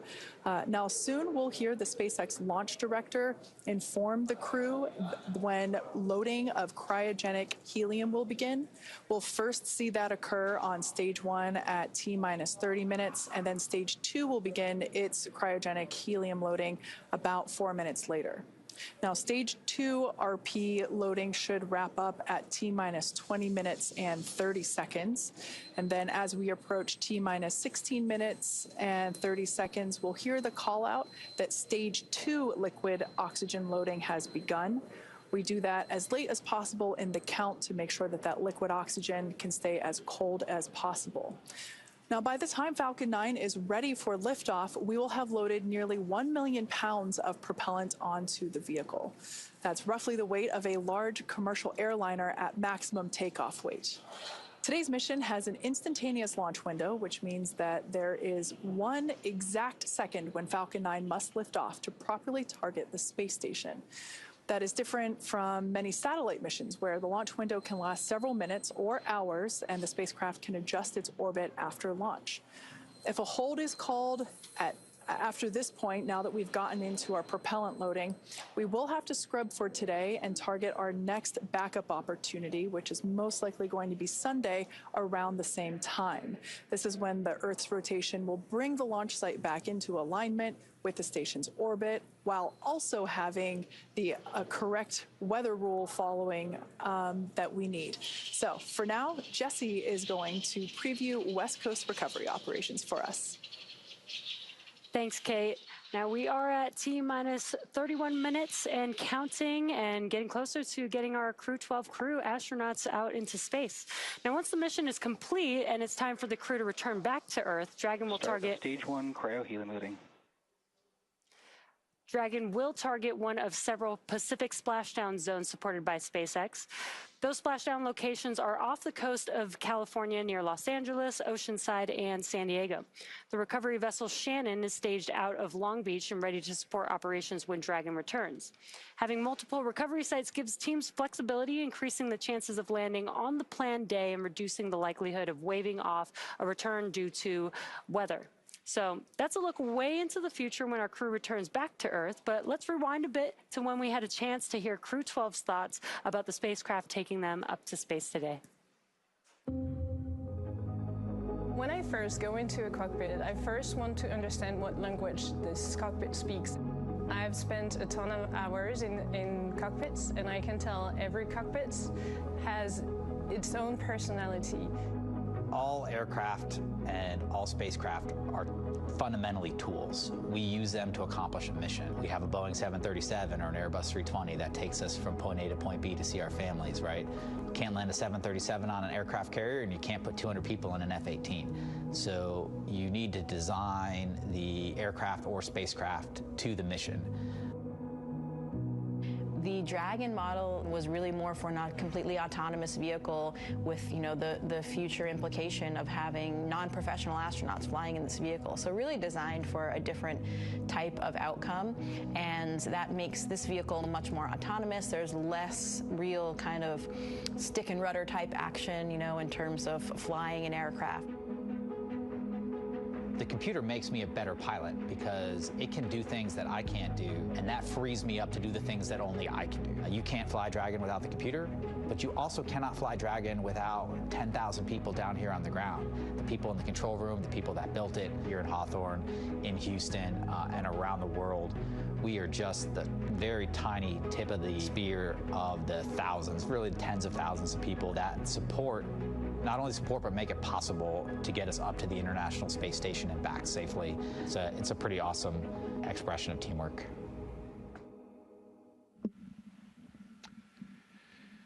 Since Administrator Jared Isaacman took over at NASA, he's been giving special flights to employees who stand out in their area and are exceptional in many ways in his own F-5. And so now joining us is one of those employees. He's with NASA's Steven Sisloff, who is with the Ground and Missions Operation Manager Daniel Forrestal. Steven.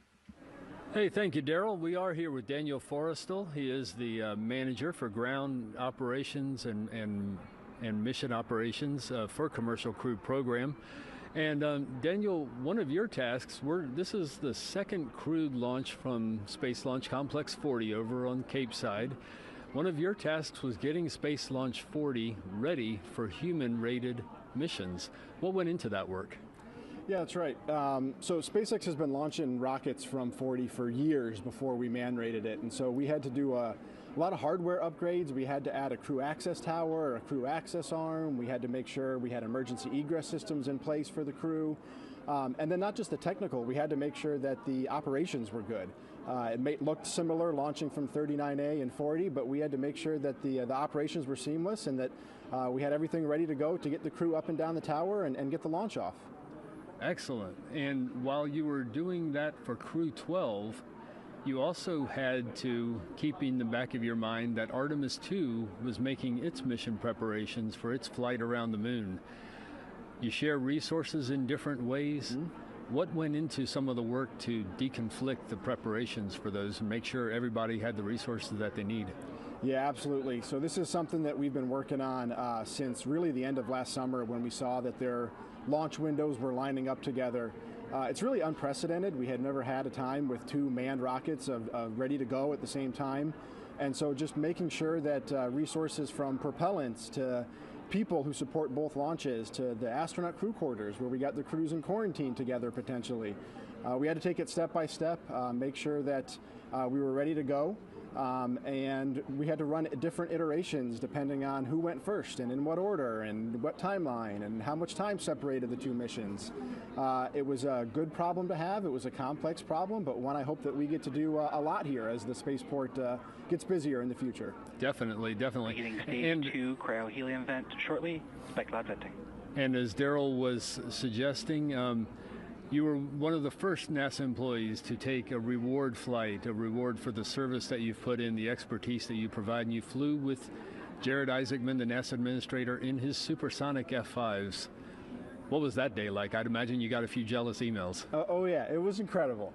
I've gotten lucky enough to do a lot of really cool things here at NASA. Flying in a fighter jet was never on my list, but man, seeing Kennedy Space Center from the air was just a magnificent sight. And then they took us out over the water and we did acrobatics, and it was like a souped up roller coaster out there.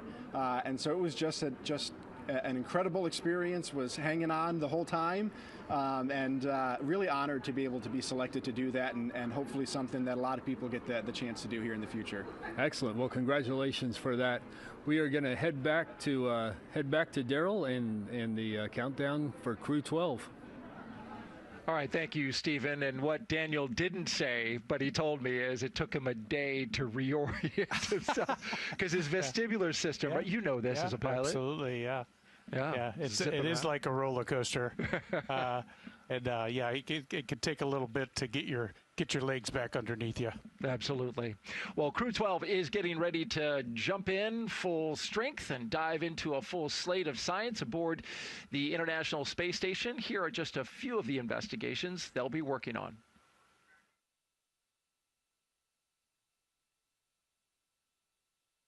This is a compact system designed to produce intravenous saline from drinkable water. The goal, on-demand IV fluids for medical care, a critical capability for future long-duration missions far from Earth. And then there's VEG-06 that you see here. This research examines how spaceflight affects the relationship between plants and nitrogen-fixing microbes. What scientists learn here could help improve food production, not just in orbit, but also for future missions to the Moon and eventually Mars. And speaking of moon missions, over at nearby Launch Complex 39B, well, there it is. 4 astronauts are expected to lift off on NASA's Space Launch System rocket for a 10-day journey around the moon. Launch for Artemis 2 is currently scheduled for no earlier than March 6th. Launch window opens at 8:29 p.m. Eastern Time. Actually, we know this to be in early March. That date, of course, will depend on what happens with the latest wet dress. Last month, the Artemis 2 rocket made a major move, rolling from the vehicle assembly building to pad 39B for the first time. The 4.2-mile journey to the pad took about 12 hours as the moon rocket inched into position. There you see the firing room 1 and the team there conducting the operation. A few weeks ago, the teams conducted a wet dress rehearsal, a full practice countdown that loads the rocket with real cryogenic propellant, more than 700,000 gallons in all. The countdown moved through most of terminal count until a hydrogen leak around the 5-minute mark triggered a cutoff.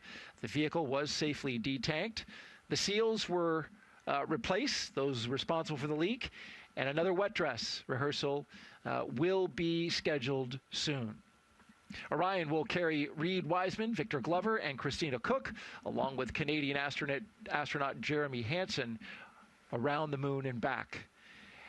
And Wheels, you are intimately involved with where this Artemis program is going, of course, and that is landing on the moon, as we're looking live at the rocket that will take those astronauts around the moon and in upcoming missions land on the moon. As we mentioned at the top of the broadcast, you're helping train the next generation of astronauts to be able to land on the moon. So what is going on? Talk about that challenge and where we're at right now. So, of course, our mission back to the moon is going to require, we went back to the Apollo archives and we talked to several Apollo astronauts, Charlie Duke and Harrison Schmitt, wow. the biggest help to our team so far, just trying to replicate what they did and build on that. So we're learning how to fly helicopters, and so we can do vertical landings and takeoffs. And so to kind of put that into the muscle memory of our pilots, we're also going to have motion-based simulation that will be lunar simulation, and then you'll be seeing coming on the near horizon a lunar lander training vehicle as well, a vehicle that can replicate lunar dynamics in flight. So we're very excited about our training strategy getting back to the moon. I love, and I'm jealous that you got to tap into the Apollo guys in order to help this. And there's a beautiful shot of the moon from our fine production crew here at the Kennedy Space Center that is manning all these beautiful views that you're looking at today, including there at Launch Complex 39B. For more Artemis 2 updates, just scan the QR code that is now at the bottom of your screen. It's going to take you to a website, which is nasa.gov/Artemis. You'll have all the updates and information that you need to see to understand the mission and follow it closely. All right, right now, let's send it back to SpaceX in Hawthorne, California for the latest update there. Thanks, Daryl. And we did just hear that call out that RP1 on stage 2 is completely full. So great news. You're continuing to see some clouds of condensation build up around the rocket there. That is completely expected and normal as part of this fueling process. The Falcon 9 rocket supporting today's Crew-12 launch that you see on your screen right there is a 2-stage rocket designed for the reliable and safe transportation of satellites, cargo, and people, which is the goal of NASA's Commercial Crew Program. At the top of Falcon 9 today, the crew is sitting inside Dragon Freedom. There are currently 5 Dragon spacecraft supporting human spaceflight missions. That's Endeavour, Resilience, Endurance, Freedom, and our 5th and final Dragon, Grace, which launched the Axiom Mission 4 in 2025. Designed with safety as the highest priority, Dragon is capable of carrying up to 7 passengers to and from Earth orbit. And Dragon has 16 Draco thrusters that can be used in space to help navigate the spacecraft to its destination, each providing 90 pounds of force. That doesn't include the 8 Super Draco thrusters used for an abort, which are no longer active once the crew is in orbit.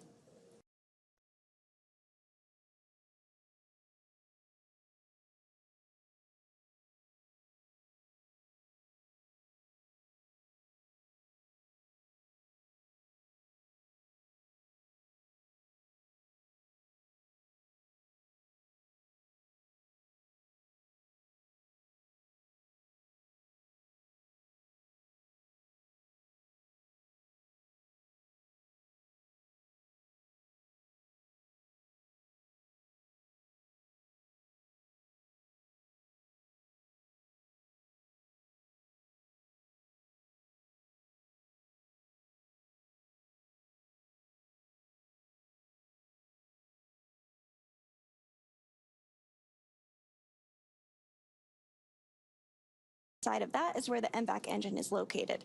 The inner stage connects the 2 stages and houses the center pusher that allows the first and second stage to separate during flight. Below that, we have the first stage, or booster, which when fully loaded holds about 1 million pounds of liquid oxygen and RP1. The first stage makes Dragon, up the... SpaceX for update.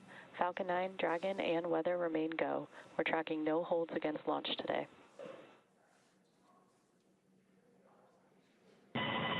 Dragon copies. That's great news. And you just heard it there, a call to the crew inside Dragon Freedom that everything continues to progress well and look good for launch today, now 17 minutes and 19 seconds away. Now, the first stage makes up the bottom 2/3 of the vehicle and has 9 Merlin M1D engines at the bottom, which generate more than 1.7 million pounds of thrust. Now, to reach orbit, the vehicle needs to go fast, hitting an orbital velocity of about 28,000 kilometers per hour just to keep from falling back to Earth. Now, that's fast enough to lap the Earth in about 90 minutes. About 2.5 minutes into flight, the first stage will separate and make its way back to Earth. Meanwhile, Dragon separates from the second stage and continues its roughly 34-hour journey to the space station. Now, it is early morning out there, but today's booster is heading back to our newest recovery. Stage 2 LOX load is starting. Our booster is heading back to our newest recovery site, our landing zone 48 Cape Canaveral Space Force Station, which you can see the graphic there on the screen. It's highlighting the landing zone next to the pad there. This will be our first landing at this new site and the booster's second time returning back to Earth. With T0 coming up in about 16 minutes, our teams are doing a series of system checks to ensure Dragon and Falcon 9 are ready. Let's check in with Kate on that countdown. Thanks, Sandra.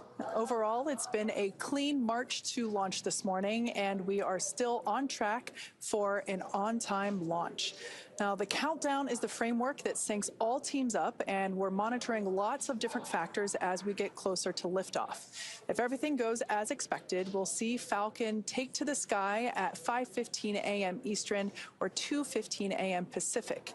And several minutes later, we'll see our very first Falcon 9 landing at LZ-40, our new landing zone located about 1,000 feet away from tonight's launch pad.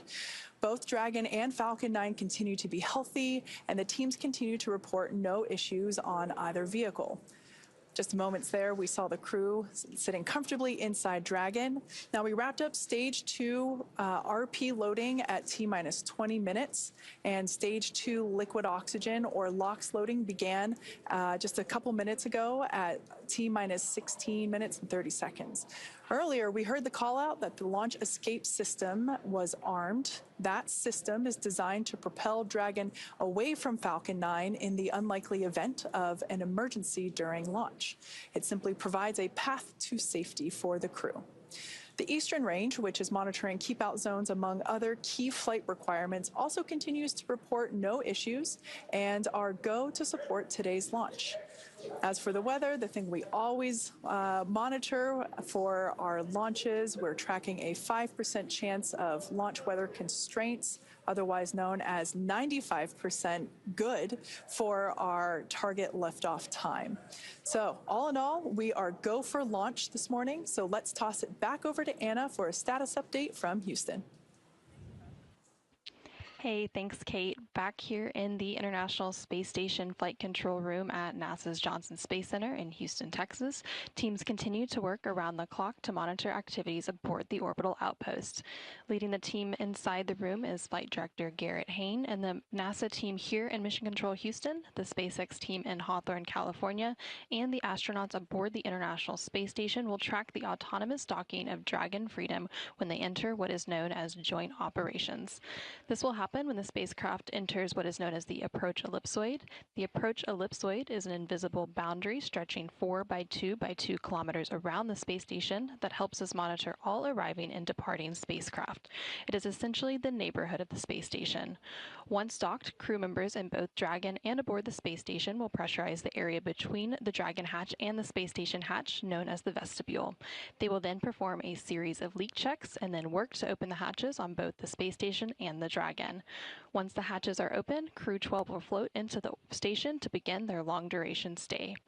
Following today's launch, we are tracking a targeted docking at approximately 2:15 p.m. Central, 3:15 p.m. Eastern on Saturday, January 14th. About an hour and a half after docking, we do anticipate that the hatches will be opened, and when they enter the orbital outpost, Crew-12 will be greeted by the rest of their Expedition 74 crew and will come together for a brief welcoming ceremony. For now, that's all from us here in Mission Control Houston as the anticipation continues to build for a launch in just under 15 minutes. How's it looking on the Space Coast, Daryl? Well, it's looking great here. We're 95% go. We have beautiful clear skies and everything remains on track. No constraints as we enter the final 10 minutes. And Wheels, I want to turn to you now. As a former International Space Station commander, you know what it means to hand over a vehicle, a crew, and a station to the next generation of flyers. You also know that this crew, although they know the science they're working on, might end up working on some things they don't even know that they might encounter. Sure, yeah. I flew with Shannon Walker, who I believe is listening today. Love Shannon. And Shannon's awesome. She's a brilliant PhD scientist. I am not. And so I was doing some science. We were about 2 weeks into a 6-month mission. And I was working my science, and Shannon came to me. She said, the potty's broken. Ooh. And so we had a couple seconds of mini panic attack. And then she said, if you fix the potty, I'll do all of your science for the rest of the day. I thought, that is such a deal. Is that a trade-off? So it took me about 90 minutes, but we fixed that potty, and I found out that if you could fix the potty on a spaceship, you're guardian of the galaxy. Wheels the plumber to the rescue. Really quickly, we're going to hear some final words from Jessica Meir, the commander, before they lift off. She's got these words composed. Perfect. Yeah, she's amazing. We're looking forward to hearing that. And so with just about 11 minutes to go, we'll send it back to Hawthorne for the final steps of today's countdown. Dragon, SpaceX, confirmed crew displays are configured for launch.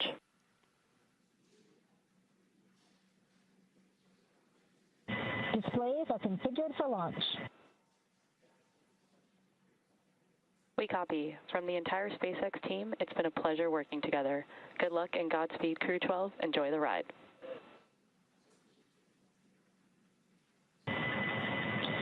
In a few moments, we will leave the ground, but not the people who brought us here. This mission is the result of years of dedication, preparation, and trust. To the teams at NASA and SpaceX, Roscosmos, ESA, JAXA, and CSA, your work stands on this pad with us. Every test, every checklist, every decision has led to this moment. Thank you for your tireless dedication and attention to detail. We launch not as individuals, but as representatives of something much larger.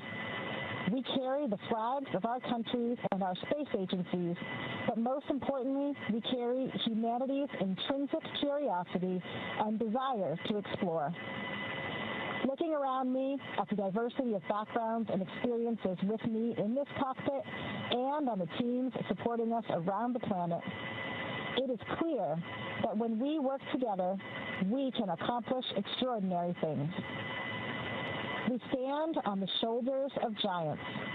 This expression is trite, but true. Generations who dared to imagine beyond what they could touch, who turned risk into knowledge, and who left behind a foundation strong enough to push further. These giants also include our families, our friends, and loved ones. You share the weight of this journey in ways that few ever see and remind us that nobody reaches the horizon alone. When we look back at Earth from orbit, it will be your faces, your voices, and your sacrifices that travel with us. Crew-12 is ready. We are honored to represent our agencies, our nations, and the shared human desire to explore, to look up, to ask what lies beyond, and to go together. We carry this responsibility with humility and with awe. Over to Jack. In human spaceflight, passion isn't a coincidence. It's a choice. Whether you're welding hardware, programming software, or piloting a spacecraft, every one of us chose the difficult path that got us here today in this moment. Interacting with such a dedicated team is the best part of my job, and I want to say a heartfelt thank you to the drive you bring to this program every single day. Over to Sophie. Thanks, Jack. As a compliment to what my crewmates said, I wanted to say how important international cooperation is. As humanity, we can achieve great things when nations are working together. The International Space Station is a good example of a huge international achievement that just celebrated 25 years of continuous presence. We, as humanity, can be proud of achieving this together. I'll hand it over to Andrey. So guys, engage. Поехали. Поехали. Поехали. Поехали.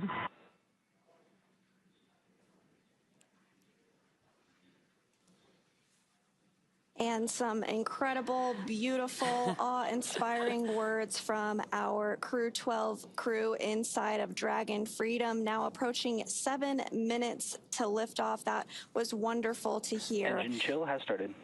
It will be about a 9-minute ride to orbit, which is around the time of second stage cutoff today. Dragon and the second stage will continue to coast for a few minutes after that, prior to separation.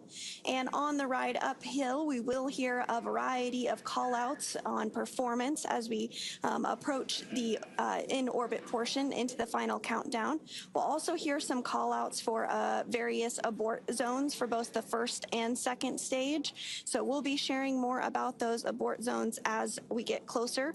But just a quick check-in with our fueling here. RP1 is at 100% full. LOX is at 92%. Stage 1, RP1 load is complete.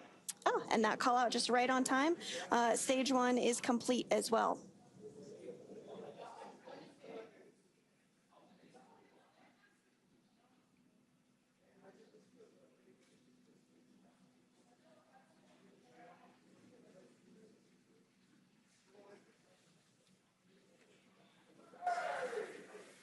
Yeah, the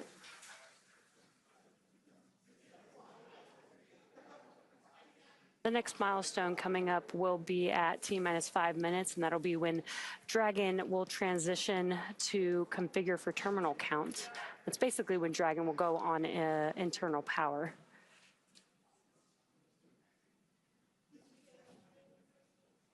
And we're coming up on that milestone in about 30 seconds from now.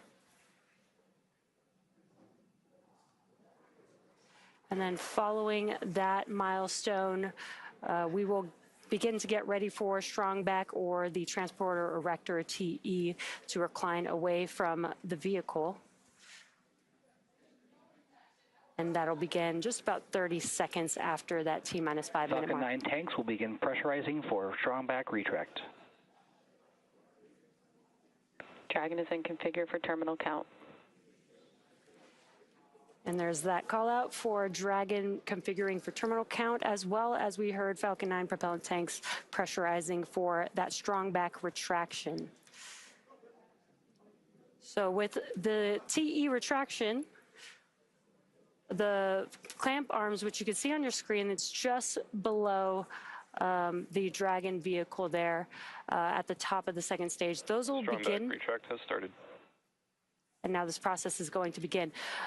The clamp arms are going to open up. Once they are fully open, then the TE, which is that structure right next to the vehicle that you see on the right side, that'll begin to move slowly away from the vehicle.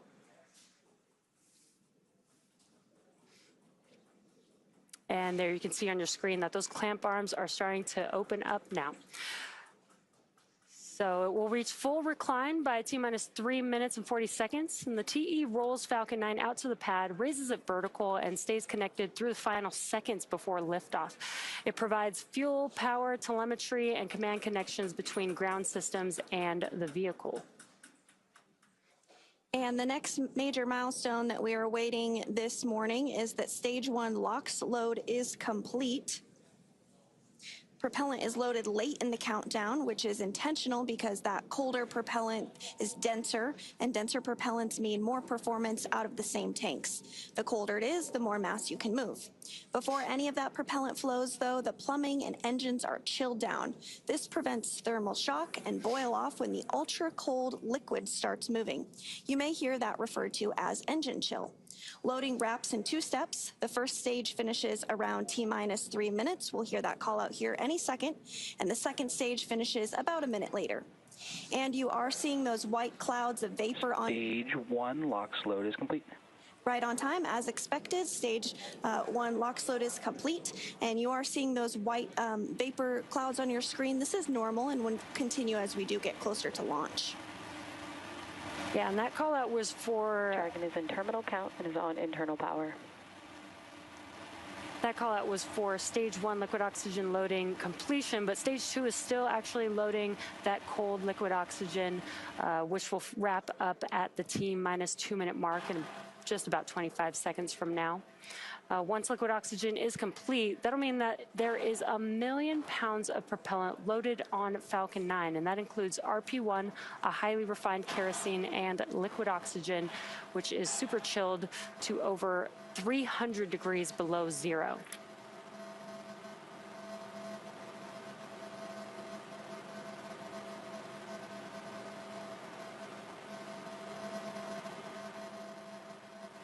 Stage 2 LOX load is complete. And great call out. Stage 2 liquid oxygen loading is complete. That means that Falcon 9 is fully loaded with propellants. Dragon is in auto idle. Now gas closeout. Gas closeouts will start in 5 seconds. Expect loud venting. Great. Gas closeout has also begun just now, so we're isolating all the feed lines for the different gas systems from the Falcon 9 rocket. Those gases will then get vented overboard through umbilicals and the strong back. And actually, if you listen closely, you can hear some of that venting from the vehicle. Obviously, rockets are very loud, and sound can impart pressure loads back on the rocket itself. A ton of water absorbs and prevents the sound from hitting the structure and reverberating back onto the vehicle. FTS is armed, and Falcon 9 is in startup. And great Dragon call is in countdown. Dragon's flight computer is now in countdown and configured for launch. Now less than 1 minute away from the launch of Crew-12. Dragon, SpaceX, go for launch. Great call out there. Go for launch. At the time of launch, Space Station... Dragon, we are go for launch. At the time of launch, Space Station will be flying 260 statute miles over the South Pacific Ocean east of New Zealand. SpaceX is go, Crew is go. Let's watch as Falcon 9 takes Crew-12 out into space.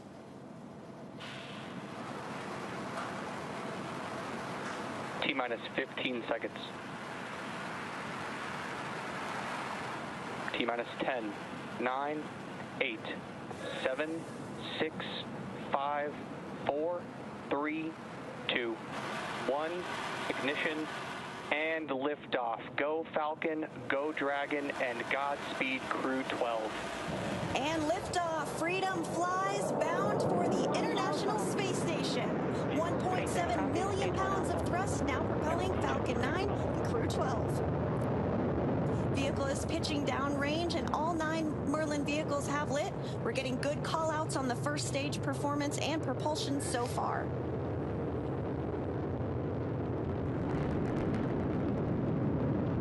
Plus 30 seconds into the Crew-12 mission on board Dragon and Falcon 9. The vehicle is going to throttle down in preparation for max Q. That's the largest structural load that the vehicle will see on Ascent. Power and telemetry nominal. Good call outs there. Stage 1 throttle down. There's that call out for stage 1 throttle down. Pass through max Q in a few seconds here. Max Q. Great news. We have passed through max Q. Vehicle is supersonic.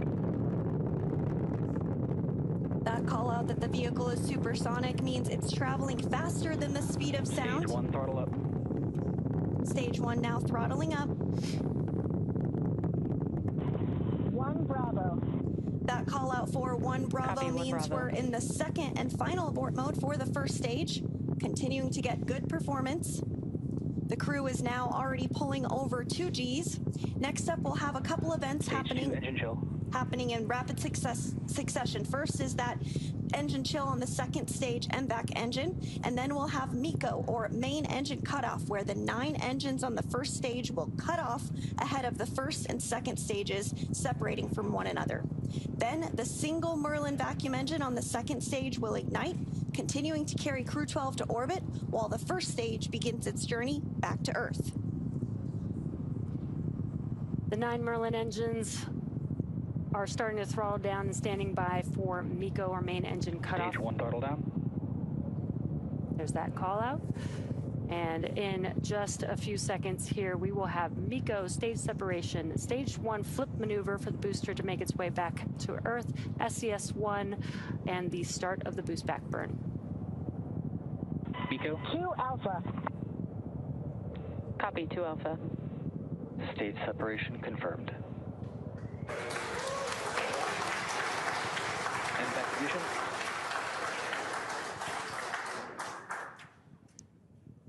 And incredible views. We've had MECO stage separation. You can see that booster coming back down to Earth, and that MVAC engine has ignited, which you can see clearly there on your screen.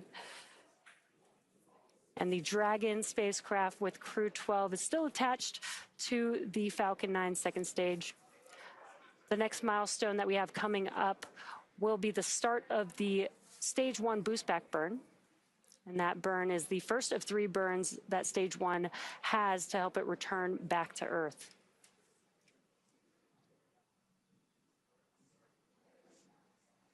We are now 3 minutes and 30 seconds into today's flight of Crew-12. The second stage of the lone Merlin engine has lit and continues to burn, as you can see on your screen. Stage 2 continues to be performing well with a good trajectory, and will continue firing until we reach about 8 minutes into today's flight. And we're getting our first Dragon, view. SpaceX nominal trajectory. Getting good call-outs of the trajectory, as well as our first views of the crew inside Freedom. A few minutes remaining in this burn before a couple of these astronauts will experience weightlessness for the first time.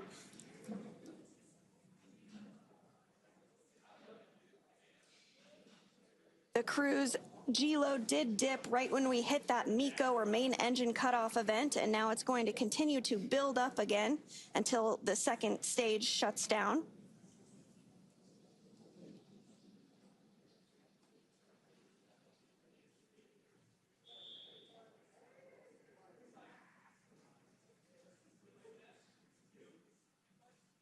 Everything still continuing to go well. Now 4 minutes and 45 seconds into today's launch of Crew-12. Dragon, SpaceX, nominal trajectory. Second stage will continue to fire until close to 9 minutes into the flight, which will accelerate Dragon to more than 17,000 miles per hour and place our crew in orbit. This Merlin vacuum engine can produce over 220,000 pounds of thrust in the vacuum of space.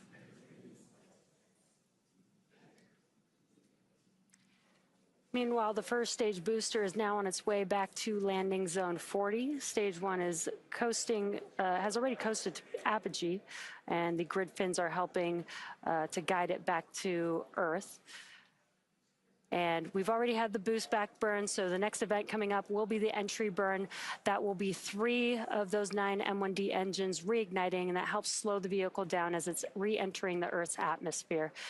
Once that entry burn concludes, we use the drag. SpaceX, nominal trajectory. We use the drag from the atmosphere to help slow the vehicle down until landing. Dragon copy. And that entry burn is coming up in just about 20 seconds from now.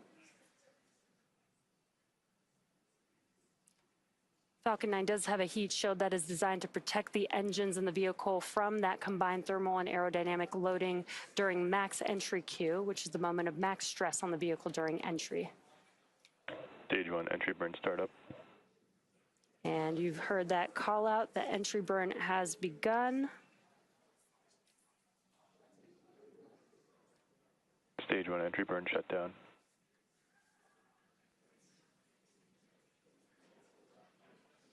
And the entry burn has concluded for the first stage vehicle. 2 of 3 burns done. Next up will be the landing burn for the first stage. Dragon, SpaceX, nominal trajectory. And everything. Dragon copy. Everything continuing to be nominal. We're about 20 seconds away or so from that landing burn starting up on the first stage. It'll be a single center E9 engine that ignites. Stage 1 transonic. And helps slow the vehicle down just in time to touchdown for landing at our newest landing zone 40.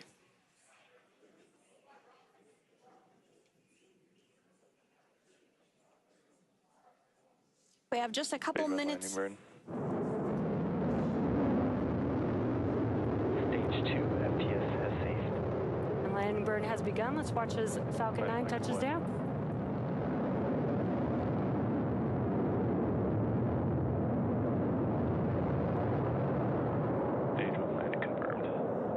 What an excellent view of Falcon 9 touching down for the very first time at landing zone 40 at Cape Canaveral Space Force Station. Congratulations, that is so exciting to see. And on your screen, you also have a great view of the second stage continuing to fire. That burn is going to last for just about another minute, and then we'll have SECO, or second engine cutoff, which will occur where the lone Merlin vacuum engine cuts off and stops firing. Stage 2 is in terminal guidance. Once that happens, the second stage will continue to coast for about 3 minutes while still attached to Dragon until Dragon is then commanded to separate. At this point, Dragon will be flying free with Crew-12 on board and in Earth's orbit. Shannon. Copy, Shannon. And that call out for Shannon refers to Shannon, Ireland, and is our final abort zone in the second stage. Continuing to get good performance. After this second Stage 2 shutdown. There we had that call out for SECO and engine shutdown. Dragon, SpaceX, we have a nominal orbit insertion. That is great news. Dragon copies, nominal insertion. Wonderful ride. Hearing good call outs following second stage. Disarmed. You heard that call out that the crew is in a nominal or as expected orbit. So again, we're going to continue to coast for a few minutes after SECO to allow those rates in motion from the burn to settle out. There are some small reaction thrusters on the upper part of the second stage that can be used to counteract any residual motion, basically making sure that we're in a stable coast before Dragon separates from Falcon, which will happen, as you see on your screen, right on time. Dragon now flying free. Dragon separation confirmed.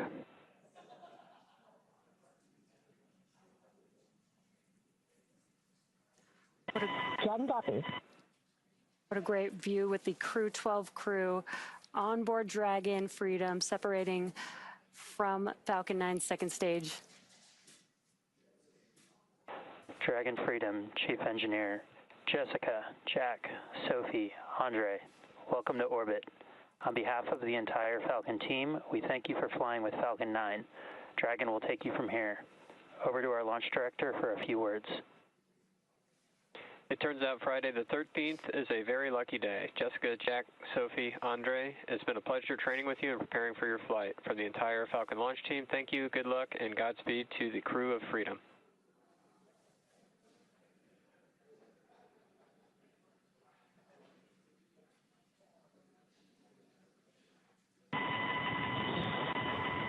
Thank you, team. That was quite a ride. Thank you, SpaceX, Falcon 9, and NASA teams. We have left the Earth, but the Earth has not left us. When we gaze at our planet from above, it is immediately clear that everything is interconnected. The vast oceans, the continuous land masses, and all that they contain. We are one humankind here on our shared home planet. This becomes self-evident as astronauts peering down from above, and is a sentiment that would serve us all well to remember back on the ground. We see the thin, tenuous band of an atmosphere solely responsible for supporting all life on this planet, and we know that it is utterly unique, fragile, and must be protected. To those supporting and watching our journey, please know that your spirit travels with us, stitched into the very fabric of all that we do. We hope that our arrival in space reminds all of you that dreams truly can become reality, given dedication, perseverance, and yes, a bit of luck along the way. Crew-12 is grateful and ready for the journey ahead. We're on our way. Andrey?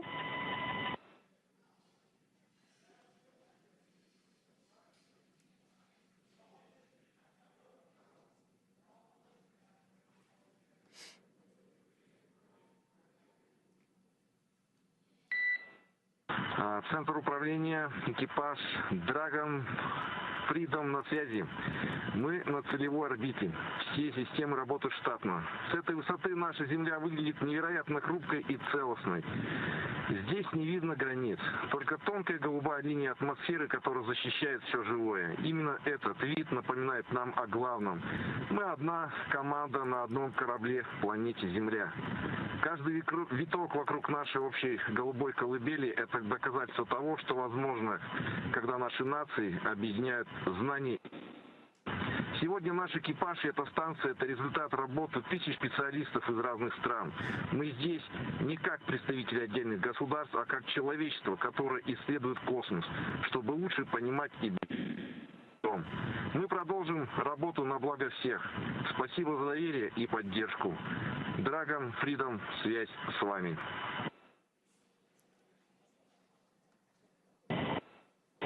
Thanks to the flight control, engineering, manufacturing, and ground support teams around the world. Successful launches of humans to orbit is a testament to your technical mastery and relentless precision in this unforgiving environment. We fly with confidence because we know that the finest minds on Earth are watching our backs. And I'll pass it over to Sophie. Thanks, Jack. For Crew-12, this is our first orbit. For humanity, it's just one small moment in the vast journey of exploring our world and beyond. From up here, we're reminded that we're all connected.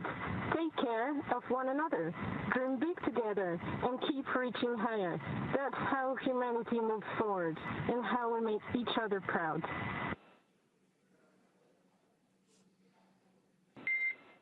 We copy and appreciate those words, Crew-12.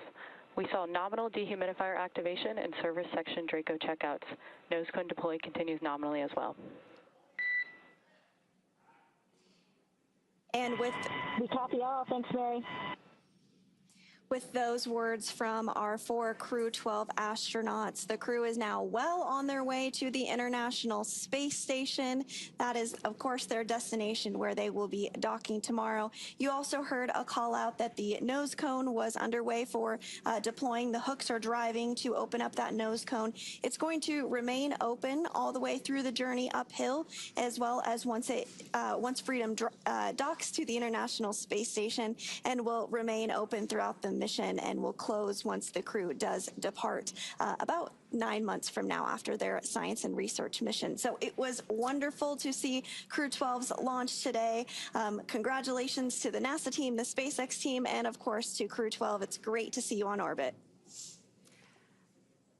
Yeah, again, we did get confirmation that the nose cone deploy is underway. The 6 hooks that hold the nose cone in place during the launch and ascent portions have to retract, and then the nose cone will be able to start to swing open and deploy. This uncovers a number of critical systems for the flight up to the space station, including the forward bulkhead thrusters and the docking hatch. And the call from the Corps here in Hawthorne indicated that we did have good checkouts of the 12 Draco thrusters around the service section. 4 to go after we get the nose cone open and the ECLIS, the environmental control and life support system, activated inside Dragon. And we've got a view here seeing that the nose cone, this is from the forward bulkhead section of Dragon, this nose cone is opening up, and that's what you're seeing on your screen. It's about 30% open at this moment. Soon the crew will be able to get their visors open and get out of their suits and settle in for the ride to the space station. And again, this does take a few minutes for the nose cone to fully open. It's a pretty slow and steady process, but it is underway. And it has been an exciting and jam-packed series of events following the liftoff of Crew-12 at 2:15 a.m. Pacific time today. Crew-12 is comprised of NASA astronauts Jessica Meir, Jack Hathaway, as well as ESA, or European Space Agency astronaut Sophie Adenot and Roscosmos cosmonaut Andrey Fedyaev. They are now safely in orbit following an approximately 9-minute ride after a liftoff from Space Launch Complex 40 in Florida. The crew now has a 34-hour journey before they reach their destination, the International Space Station. Docking is targeted for February 14th at 3:15 p.m. Eastern, 12:15 p.m. Pacific, to the space-facing port of the station's Harmony module. Between now and then, Dragon will perform a series of burns as it catches up to the space station, and that first burn will be a phase burn, which will occur about 30 minutes from now. Human spaceflight has come so far in the last 6 years with Dragon. In addition to flying people, SpaceX's Dragon spacecraft also enables researchers the opportunity to fly critical science to orbit. So far, SpaceX and Dragon have carried more than 1,000 research experiments to and from low Earth orbit, both to the International Space Station and on our free flyer missions. From DNA sequencing to 3D printing studies enabled by Dragon and the space station test a variety of technologies, systems, and materials that will be needed for future long-duration exploration missions. Every mission yields critical research and learnings that help make life both on Earth and in space better. And flights like today's help us continue to lay this foundation for our future among the stars and continue our mission to make life multiplanetary. Now, we'll be signing off from SpaceX for now, so we're going to send it back over to Kennedy Space Center. But before we go, we want to thank NASA for entrusting us with today's mission and thank all of you for being with us today.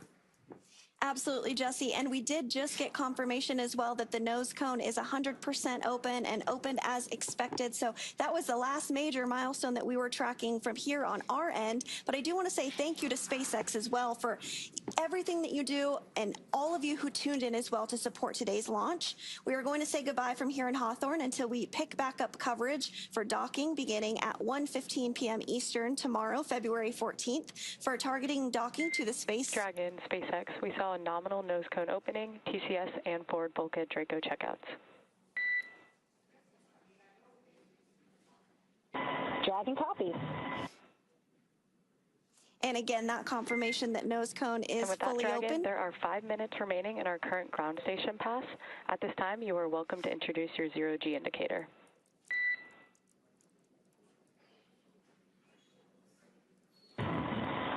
microgravity indicator consists of 4 satellites orbiting a crocheted Earth, all handmade elements by Jack Stoddard and my childhood best friend. Each crew member selected a personal symbol or satellite. A tether links each satellite to the Earth, representing our connection to our families, friends, and our one shared home. I chose a panda holding a mushroom, 2 adorable symbols of environmental importance and cultural fascination. Pandas are modern icons of species preservation and international diplomacy, and a pivotal character in my childhood. Mushrooms, or fungi, are the great decomposers, with all life on Earth depending on them to keep our soils healthy and food webs functioning.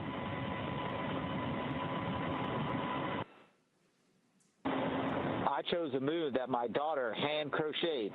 Each color woven into the design represents a member of our family or cherished shared activity. By bringing this piece with me, I keep our bond close, allowing me to relive happy memories while looking forward to the ones we'll create when I return.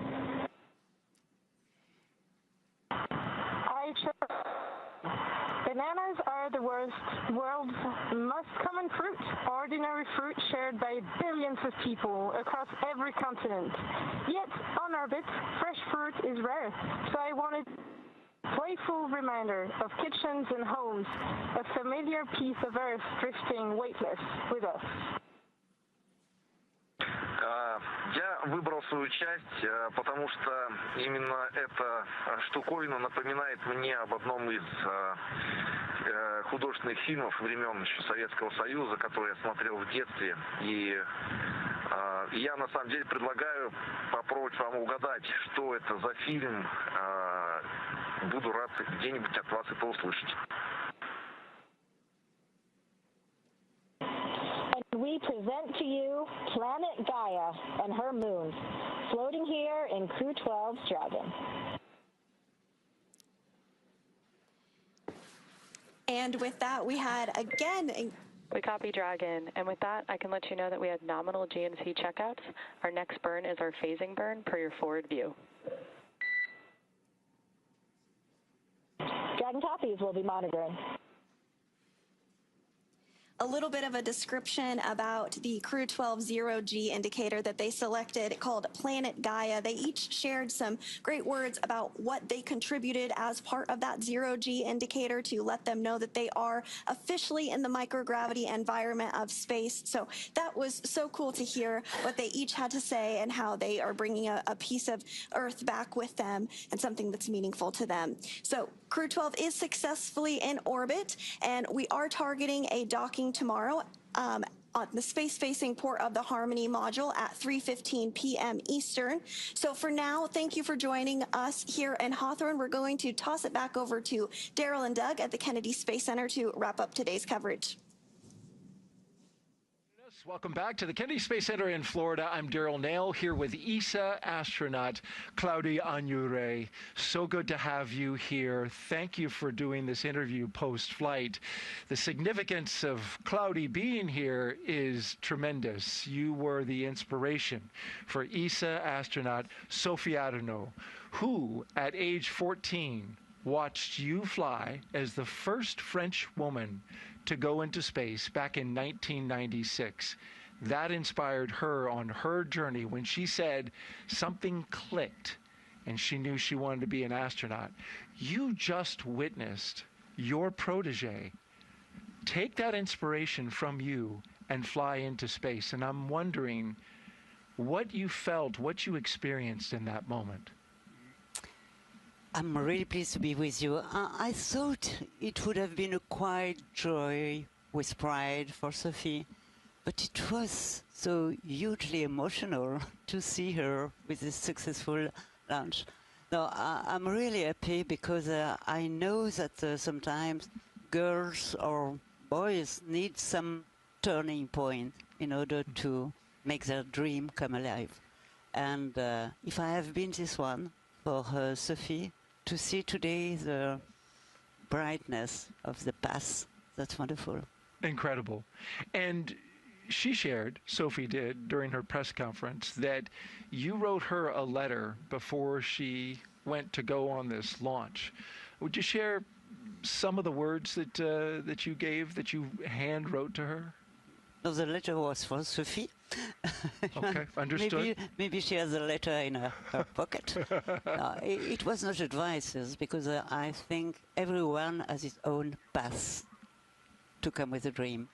It was mainly experiences, lesson learned, in order to say, don't forget that, or be careful with, and the flight will be long, so take everything for you and enjoy.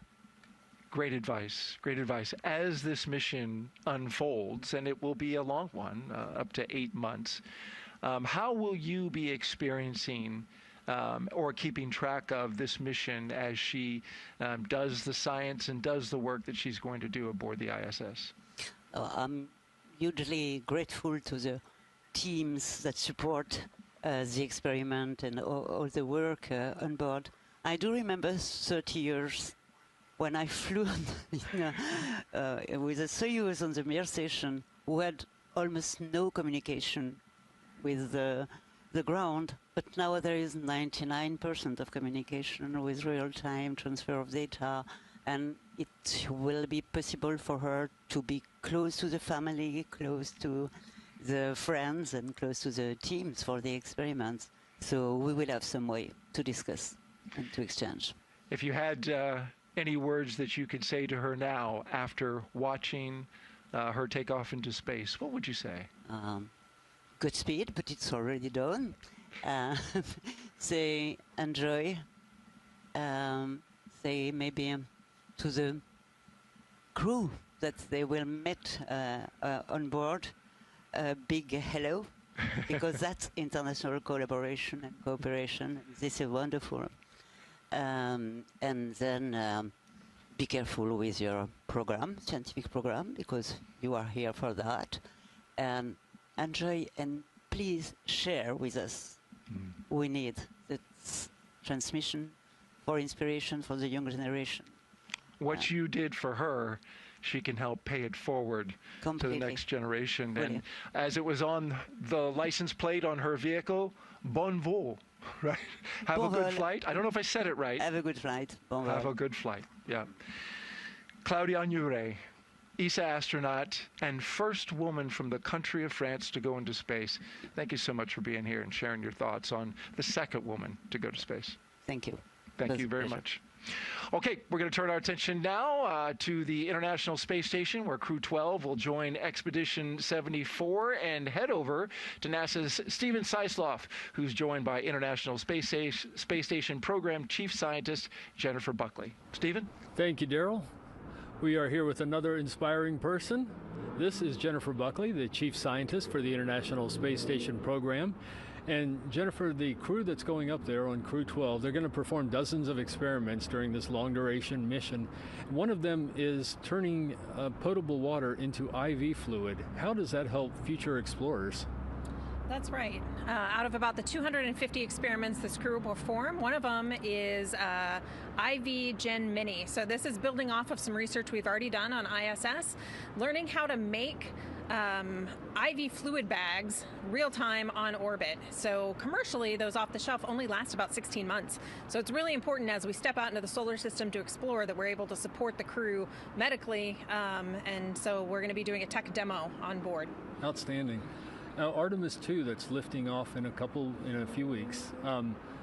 They've, of course, been informed by a lot of the research that's taken place on station. What are some of those ties between space station research and what the Artemis 2 crew is going to be doing? You know, Space Station is a perfect proving ground for exploration, both to the moon and Mars. So for the vehicle itself, a lot of the life support systems are informed by the research that we've done on ISS, proving out those systems, everything from their onboard toilet to their water-based fire extinguisher to help keep the crew safe, inform how we do space flight safely as we go farther. Excellent. And when you're looking at Artemis 3, the mission coming up that'll land astronauts on the moon, how is the space station research that's taking place now helping with that mission? Space station research, not only do we have the astronauts do research, but they also are subjects themselves. So we've learned a lot about astronaut health, through the time of International Space Station. We also, on Artemis 2, are flying tissue chips with crew cells on them. So this is really neat. It's a program we started on the International Space Station. So we're going to be taking a look at the effects of crew members as they leave low Earth orbit. And then finally, you know, those beautiful views of Earth that we see from the International Space Station are also really science. And so all of the imagery and technology that we've developed from that are going to help us take imagery and analyze the surface of the moon as well. Outstanding, outstanding. Thank you so much for being here this morning, Jennifer. And Daryl, we will go back to you and Doug, and looking at how bright the future looks thanks to all this science taking place. Absolutely, Stephen, and thank you very much to you and Jennifer Buckley for her interview. Well, we had some social media questions that we weren't quite able to get to, but Wheels has promised me he wants to answer them. So we're going to get those questions to him, and then he's going to post the answers on his X account, Astro Wheels. So thank you for following through on that. Absolutely. It's actually Astro_Wheels. Okay, Good note. So I'll meet you there. On X. Thank you very much. We appreciate that, Wheels. Absolutely. Well, that is going to do it for today's launch coverage, but of course, Crew-12's journey is just getting started. After the beautiful liftoff from Cape Canaveral Space Force Station and a successful trip to orbit, the crew is now on their way, catching up to the International Space Station. Docking is targeted for Saturday at 3:15 p.m. Eastern Time. NASA Plus coverage begins at 1:15 p.m. Eastern Time. And so, Doug, as they get ready to dock with the International Space Station, the excitement of being in space for the first time will be this first 1 day and 10 hours, and then they'll get to work when they get into the space station. Absolutely. And actually the approach to the rendezvous and docking with the space station, when you first pick up the space station in the windows, it's like, wow, it's like a castle in the sky, you know. So it's just quite amazing as you approach the station. It took my breath away seeing how large it was. It's how magnificent it looked in the sky. And one of the things they'll be seeing, what we've been seeing from the X accounts of the astronauts and the International Space Station, is the solar activity is so high. Have you been seeing some of the northern lights that come from space? Incredible. Yeah, absolutely. Follow these astronauts that are on board, and they're going to be taking some incredible imagery of the lights at the poles, so the northern lights and the southern lights as well. And they're beautiful on the ground, as we know, but up in space, the red-topped part of those green ribboned waves, it's so crystal clear. It's beautiful. As he said, make sure you check out those X accounts. Absolutely. And on the space station, it looks like rain, like green and red rain. And it lights up the underneath of the space station is glowing, glowing red and green from the lights. It's just quite amazing. The aurora, yeah. That is a wow factor like no other. All right. Well, thank you very much, Wheels. You can follow along with Crew-12's journey to the station by listening in on real-time mission audio, the same operational comms used by the flight controllers. Just scan that QR code that you see at the bottom of your screen. You can use your phone, take a screenshot of it, and tune in later on.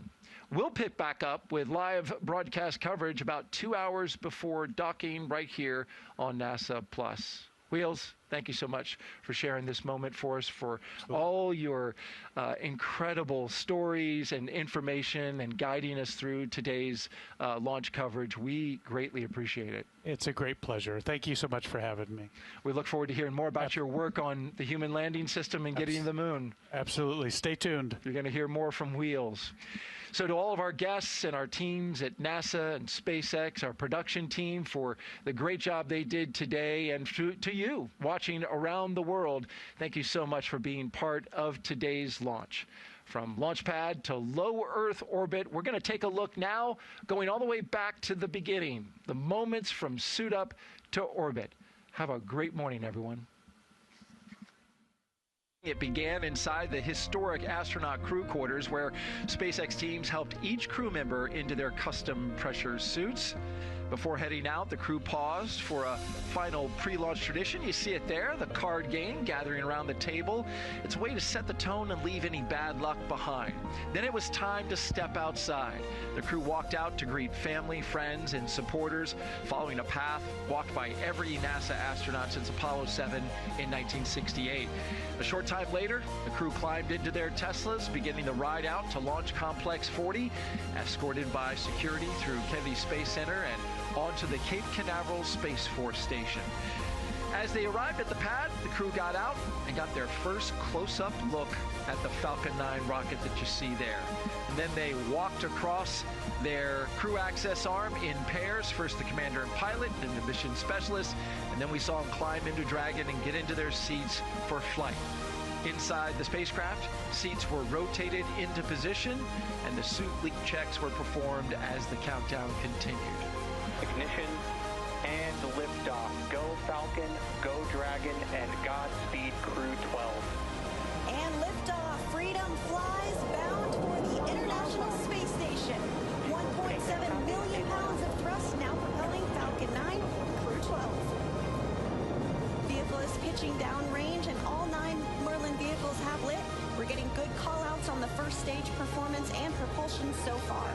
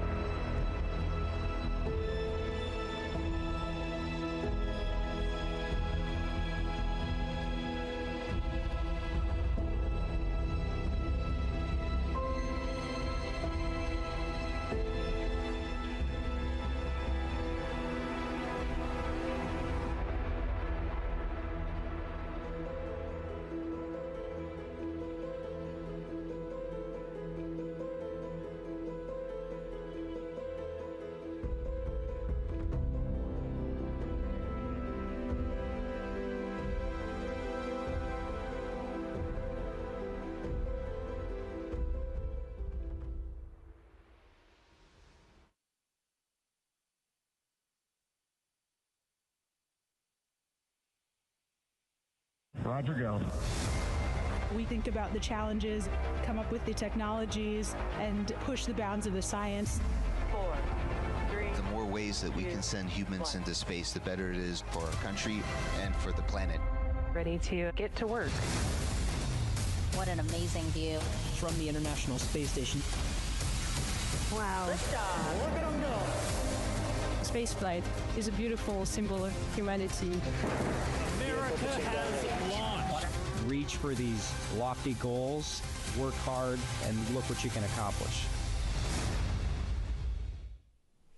Good morning, and thank you for joining us today at the Crew-12 post-launch news conference. I am glad to be joined here today by NASA's administrator, Jared Isaacman, Professor Daniel Neuenschwander, Director of Human and Robotic Exploration from ESA, Steve Stitch, the Manager of CCP, Dana Weigel, the Manager of the ISS program, and Juliana Scheiman, Director of NASA Science and Dragon programs at SpaceX. Each of our participants will give brief remarks, and then we will open up the floor to those of you here in the room and those of you calling in via telephone. If you want to get into the queue, please press *1, and out of the queue, *2. So with that, I will hand it over to Administrator Isaacman. Thanks, Bethany. Good morning, everyone. What a absolutely wonderful start to the day. We saw a remarkable Crew-12 launch, a very impressive F9 return to launch site. I'm sure everybody heard that, all while Artemis 2 sits on the pad in preparation for its historic mission. So following this morning's launch operations, Dragon completed its on-orbit checkouts. Nose cone is open, and the crew are now safely on their way to the International Space Station. Teams throughout the agency, SpaceX, ESA, Roscosmos, and more continue to monitor progress of the mission ahead of its docking. I've said it before, I'll say it again, that this mission has shown in many ways what it means to be mission-focused at NASA. So just to recap, in the last couple of weeks, we brought Crew-11 home early. We pulled forward Crew-12 to the launch date today, all while simultaneously making preparations for the Artemis 2 mission, which its next window will open up in early March. That's only possible because of an incredibly talented workforce that we have here at NASA, alongside our contractors and our commercial and international partners. So along this mission, NASA is sending an astronaut into space again for the first time. So I want to congratulate Jack Hathaway. This is what he's trained for, and I know he possesses the qualities found in many accomplished astronauts. This crew will continue critical scientific research in the orbiting laboratory, but they will be making history in many other ways. For example, I think this is very exciting, we will have the first spaceship to space station call between the International Space Station and a lunar mission with Artemis 2. Just really think about that, right? It's pretty exciting. I can only imagine what it's going to be like in the years ahead, right? You have multiple space stations that are up there, cruise cargo going to and from the lunar environment, people phoning home from a moon base. It's pretty exciting to think about, and we're taking a nice step in that direction in the mission ahead. In addition, this mission maintains our over 25 years of continuous human presence in low Earth orbit. So the crew, along with the subsequent ones to follow, will absolutely make the most of our International Space Station. We are going to get our highest potential science and research up there with the aim of cracking the code and igniting an orbital economy. So someday we do live in a world with lots of commercially operated space stations in line with our President's national space policy. And with that, I will turn it over to Steve Stitch. Thank you, Administrator Isaacman, and thank you all for being here on a really happy morning. I'm proud to say we didn't talk about weather much at all after talking about weather for a whole week. We're blessed with really good launch site weather this morning and really good weather down the Ascent track, which we've been monitoring all week, and we finally found the right day to launch on Friday the 13th. I understand this is the first time NASA's ever launched on Friday the 13th, so pretty amazing times. Really appreciate all the hard work between NASA and SpaceX and on Crew-12. It's great to get the launch behind us. Of course, that's the first step. The crew's doing well on orbit. Jessica, Jack, Sophie, and Andrey are settling into their kind of off-duty period. They did a phasing burn a little while ago to set up the rendezvous. We'll be docking on Saturday about 3:15 Eastern. There will be another burn late tonight around just before midnight, another phasing burn. You know, we really didn't have too many things to work during the countdown. It was really quiet with Falcon 9 and Dragon. Nothing really off nominal. As Jared said, the spacecraft got on orbit. We checked out the service section Dracos. The forward bulkhead Dracos are firing just fine. All the systems on Dragon are working well, and so we'll just continue to monitor the progress of the vehicle until we get in. Looking forward to docking. Hopefully our teams will get a little rest today. It's been a busy, long week with the launch. I really want to thank all of our partners, U.S. Space Force, Detachment 3, U.S. Coast Guard, Department of War, the FAA, all the agencies that support us. I want to thank the Space Station program, SpaceX, and all our international partners. And I'll turn it over to Dana. All right, thank you very much, Steve. And thank you all for being here. I would like to extend my thanks and appreciation to the Commercial Crew Program and the SpaceX team for the tremendous amount of work that they did leading up to today's successful launch. And I'd also like to thank the Space Station team for being flexible and adapting all of the onboard plans in light of the early return of Crew-11. With today's launch, we've got docking tomorrow, as Steve said, 3:15 p.m. Eastern Time. That docking will be to our Node 2 Zenith port. Really looking forward to having the crew on board and having the extra helping hands. This will be the second flight for Jessica and Andrey and the first flight for Jack and for Sophie. So really excited to have them on board. Chris is doing great on board along with the two cosmonauts. He's been doing research, cargo packing, and a little bit of tidying up, getting ready for Crew-12's arrival. When Crew-12 gets there, they'll spend a few dedicated days with Chris going through handover. Top of the agenda is going through the emergency response procedures, becoming familiar with the location of the emergency equipment, and then outfitting the Dragon with some of the standard emergency hardware. They'll also do familiarization work with some of the equipment that they would commonly interface with, toilets, exercise equipment, those types of things. They've got some critical research they'll be transferring for us in the first couple of days from freezers that we sent up with the Dragon. And then they've got a little bit of initial human research work that they'll be doing. And that's critical overall just for our long-term plans to fly longer and longer duration missions and making sure that we're taking care of astronauts' health as we look forward to Moon and Mars, longer durations. One unique thing we're doing for this handover, you know, normally we've got 4 crew handing over with 4 crew, and since we've got Chris doing a little zone defense with the entire crew, we supplemented and had some onboard videos put together. So some of those were from previous crews, and then Chris made some. So when Crew-12 gets up there, they'll also do some video review. As you heard in the pre-launch briefing, we've got a busy few months in front of us on board Space Station. At the end of this month, we'll be undocking the SpaceX 33 cargo mission. Beginning of March, we will unberth HTV X1. We've got a very brief docking sensor demonstration we'll do with the vehicle, then we'll release it. In mid-March, we're planning to do an EVA to finish installing a modification kit to one of our solar arrays. This is called the 2A array, and that's in preparation for upgraded IROSA rollout arrays that are coming up later in the summer. We've got a second EVA in April to install the other modification kit on our very last array, the 3B array. Towards the end of March, our Roscosmos colleagues are going to launch a Progress cargo resupply vehicle. And then in April, we've got the Northrop Grumman 24 Cygnus mission. So a lot going on, as always, very, very busy on board Space Station. We're really looking forward to having the crew on board. With that, I will pass it over to Daniel. Okay, thanks, Dana. Let me start by congratulating everybody for this amazing launch. Everything went really flawlessly, so thanks to the teams at ESA, NASA, SpaceX, and all the partners for their incredible work done.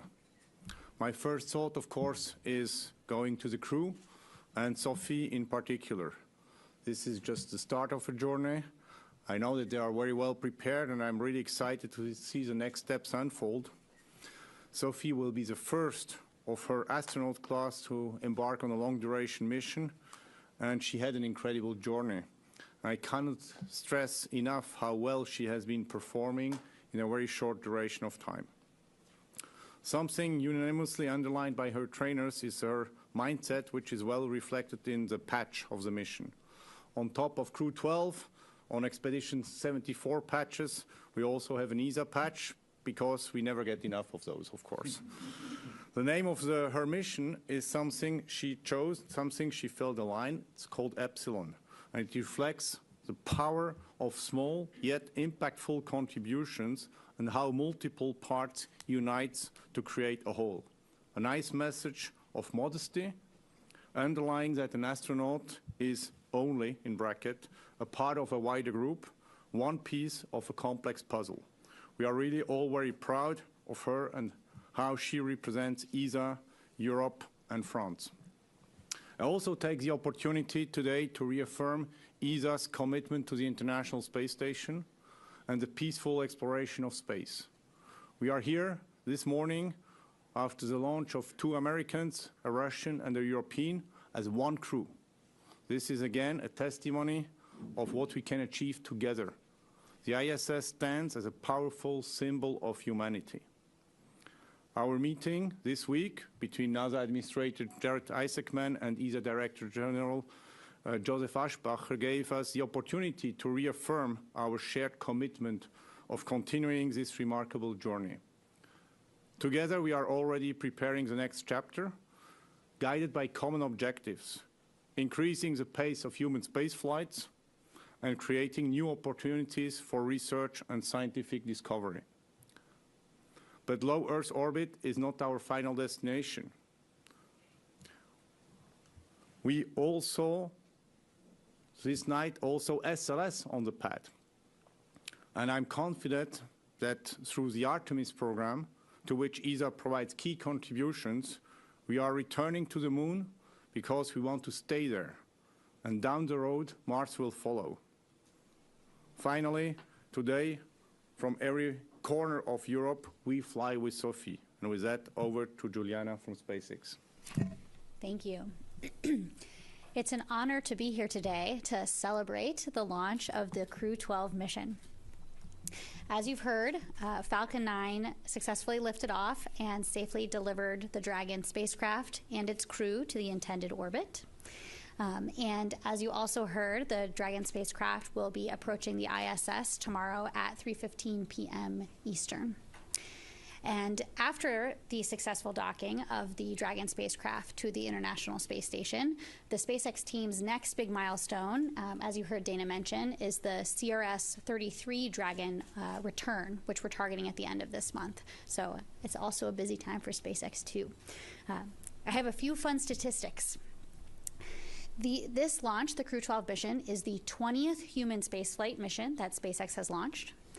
Also, when the Dragon capsule docks with the International Space Station, it will be the 51st time a Dragon spacecraft has docked with ISS, or has visited ISS, I should say. Also, the Dragon spacecraft Freedom, this is its 5th flight. It previously launched Crew-4, AX-2, AX-3, and most recently Crew-9, and now Crew-12. Also, as you heard the administrator mention, this is also a first for SpaceX, where the booster returned to its launch site, its actual launch site, LC-40, and which is, I always like to think that the booster feels like it's returning home when it returns exactly to the launch site. So that's a fun one. And that's something we'll be doing going forward. LC-40 is where our landing zone is. And yeah, on behalf of everybody at SpaceX, we are incredibly proud to support human spaceflight missions and all of the amazing science and research that happens on the International Space Station. So on behalf of everyone at SpaceX, we want to give a big thank you to our partners for their trust in us, and thank you for flying SpaceX. And back to you, Bethany. Great. With that, we will open the floor to questions. I see we have so many people here in the room. And I also just want to remind the people who are dialing in that you can dial *1 to get into the queue and *2 to get out of the queue. We have a microphone here in the room, so if we want to go right over here. Hi, JoshDinnerspace.com. Thanks for doing this. Were there any lessons learned from Crew-11 that have informed maybe future pre-launch readiness procedures? Crew-12 got to launch a little bit early. Is there anything in the future, should you need to bring another crew home early, that the next crew on deck will be ready to take over in a different or a quicker way?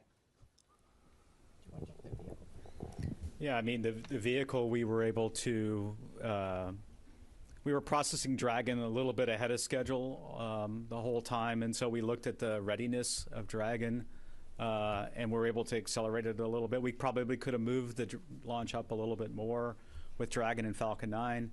At the end, when you look at the totality of a mission, it's getting the vehicles, the hardware, and the software ready, and also the crew. And so, in this case, crew training was what drove the date that we selected. So we're looking at all those things. We were working already ahead for Crew 13 and trying to have Dragon ready a little bit early again. We have that luxury right now with our manifest. And I'll see if Dana has anything to add. Yeah, I would just add that, I mean, we've got 7 people total on board Space Station. And the way we're flying today, we have a cosmonaut who flies with us. Of course, Andrey launched with us today. And then we've always got a USOS crew member, a NASA crew member who's on the Soyuz. And so, though it's more challenging with only one set of hands, we do have other folks on board who can help us if we really need extra sets of hands. So the way I look at it, though it's not ideal if you have to bring a crew home early, there's no immediate crisis or emergency. We can manage that. We've flown before with 3 crew on board. So we're fortunate that we have flexibility in our training, our operations, and the spacecraft to make some adjustments. But I don't see us doing anything specifically different in the future per se to, like, let's say, have a vehicle on standby or a crew ready. We're pretty flexible and adaptable, and we'll work towards whatever the situation demands.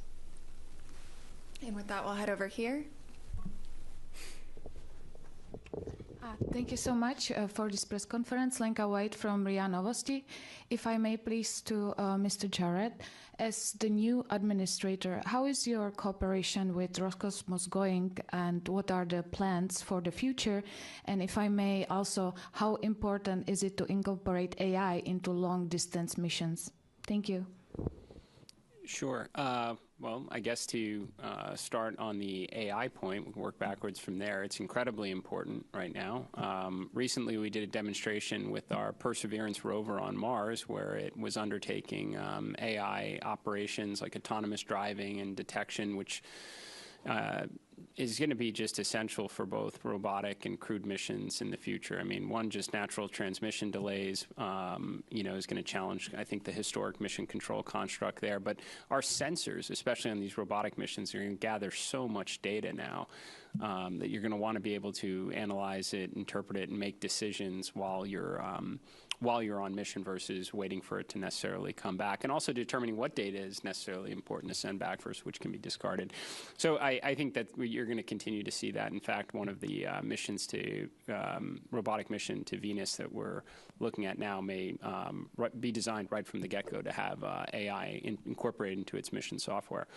In terms of a relationship, with Roscosmos, I think that the Crew-11 situation highlights it at its best, right? I mean, that's a situation where we could bring our astronauts home early, knowing that the relationship as it's constructed with our partners in Russia enable continuous operations of the space station in a relatively safe way. So I think that the design of the International Space Station really had a chance, through its international partners, had a chance to really showcase itself over the last month or so. Yeah. We'll head over to Will right here. Hi, excuse me, Will Robinson Smith with Spaceflight Now. Thank you for taking the time. To the administrator, during your remarks with Steve Sisloff, you mentioned earlier today, well, I guess yesterday, that there were a series of mini wet dress rehearsals for the SLS rocket.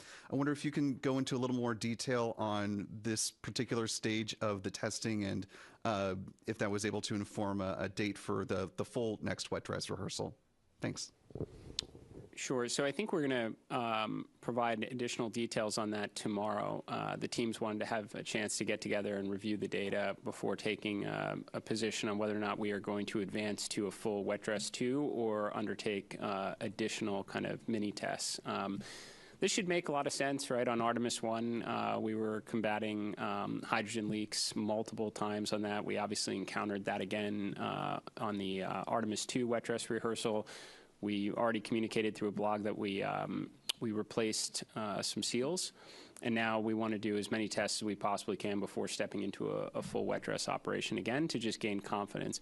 We will provide more details tomorrow, at least from some of the early views. We did not see some of the leaks for the portion of the test we were running that at a comparable period during the full Artemis True wet dress we did. So it's an early indication, but we'll share more details as we get into it tomorrow. But I think the idea is we will continue to do everything available to gain confidence going into the full wet dress. We'll head right up here.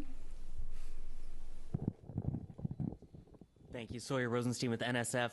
A couple of timing questions. In regards to LZ-40, about how long do you expect the booster to still be up there before it's able to be lowered? And can you still launch from 40 if the booster is vertical? And for the ISS side, about how long do you expect to be able to get back up to full speed after docking, kind of to where you were at that Crew-11 pace prior to the return?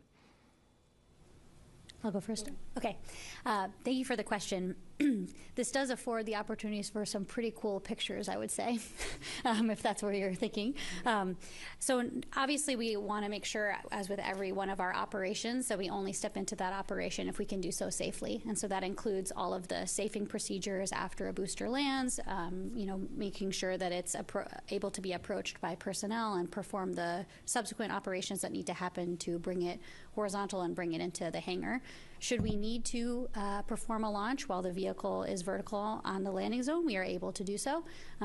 But nominally, the timelines don't look like that would necessarily be required. I'd say 5 to 7 days is generally the time period of crew handover.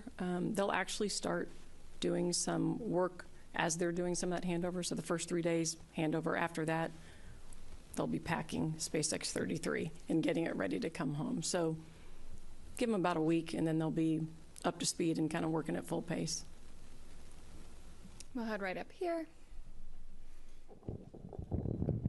Yes, I'm Bert Dicht with the National Space Society, and for Administrator Isaacman and any of the other panels. It's an exciting week here with the Vulcan launch, SpaceX Falcon 9 and Crew Dragon, and with Artemis 2 on the launch pad. While it didn't align, there could have been a chance where you had 2 crewed launches in a matter of days. So hopefully that will happen soon. Just wanted to see what kind of preparations in terms of mission management, infrastructure, human resources in order to make that happen in the future. Well, this was one of the first things I was briefed on after being sworn into this role is what do we do in a circumstance where we are launching 2 human missions from Kennedy Space Center in short proximity. I mean, everything from 2 different suit-up rooms, which we have available to us here, we were giving consideration to how we would stage our recovery forces for all the various scenarios.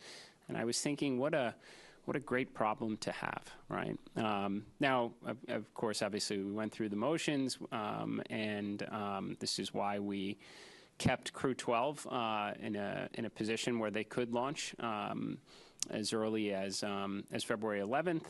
Obviously, took today's window, and then we were not going to really target a specific date until after we completed wet dress, and that conflict was alleviated. But it is one that I certainly hope we have with great frequency going forward.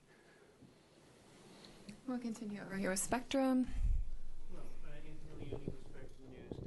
Thank you for taking our questions.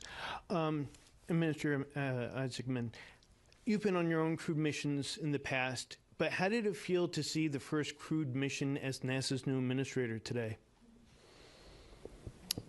That is a good question. Well, it was obviously wonderful to be back here at Kennedy Space Center and see everything in action from slightly different perspective, for sure.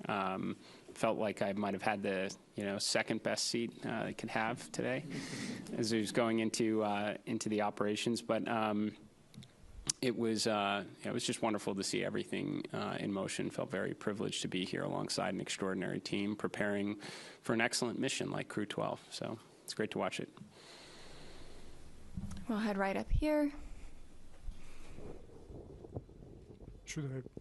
Dmitry Kirsanov of TASS. This is for administrator, if I may.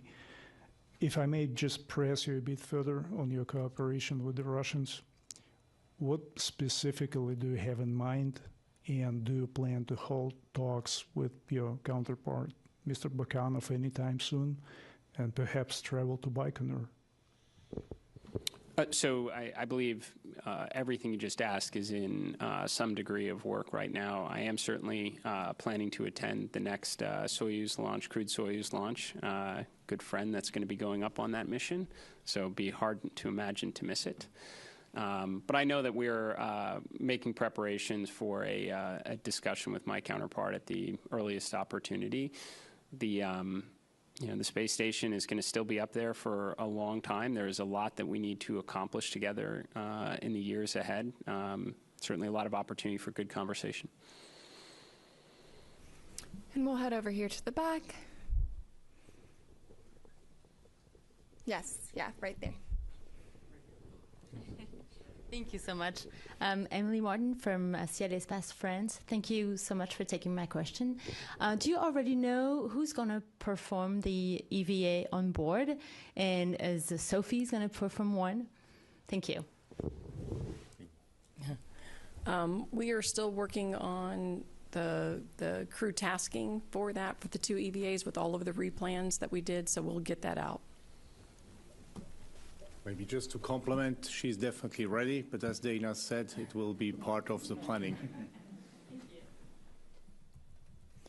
We'll go over to you, Marcia. Hello, Marcia Dunn, Associated Press for Administrator Isaacman. How late into February can you keep dealing with potential fuel leaks and other tests on the pad before you could, you really need to start trying to launch in March? And I've heard the 3rd or the advertised 6th. I mean, what's the earliest in March you can actually launch Artemis 2?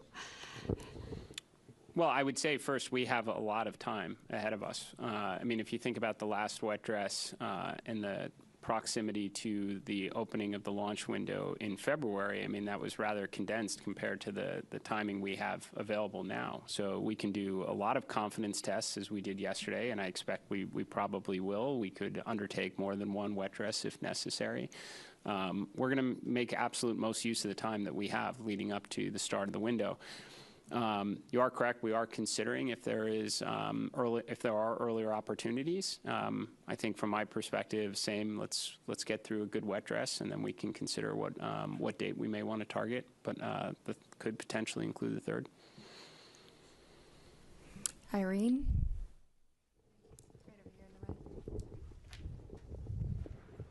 Thanks. Irene Klotz with Aviation Week. Jared, there was a report recently that OMB had directed some science funding to either suspend or halt. Can you explain what that is, and if that's actually missions or is that some logistics? So I think I'm aware of what you're referring to. I mean, that was, really incorrect reporting.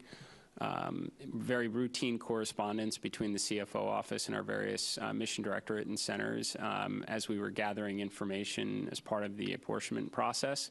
So I would definitely, anyone who has any questions as it relates to those science missions, to take a look at the NASA official quote that was provided to the reporter, although I don't think they actually included the entirety of it. Makes very clear that there are no missions that are being canceled or terminated. This was entirely an information gathering exercise that has been completely routine.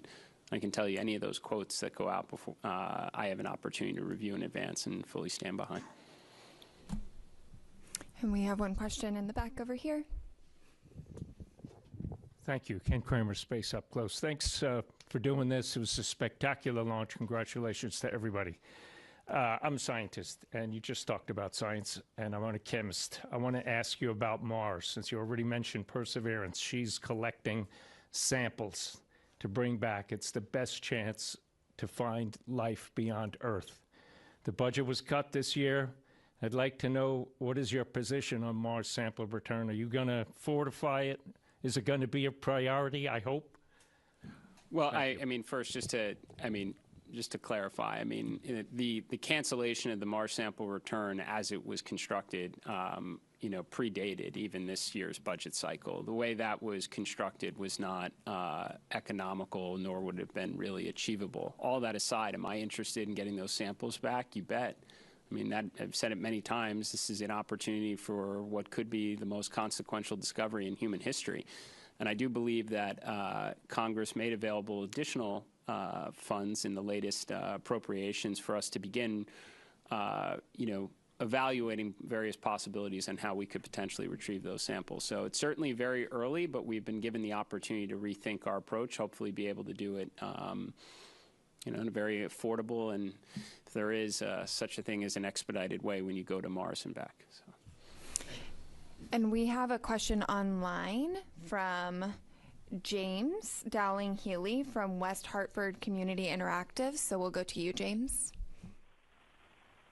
Good morning. James Dowling-Healy, West Hartford Community Interactive. My question is for Administrator Isaacman. Given the launch of this new mission and your robust public relations efforts, will we see the return of any of the paused outreach methods, such as the web version of Spot the Station, This Week at NASA, NASA TV, or any of the archived social media accounts? Thank you.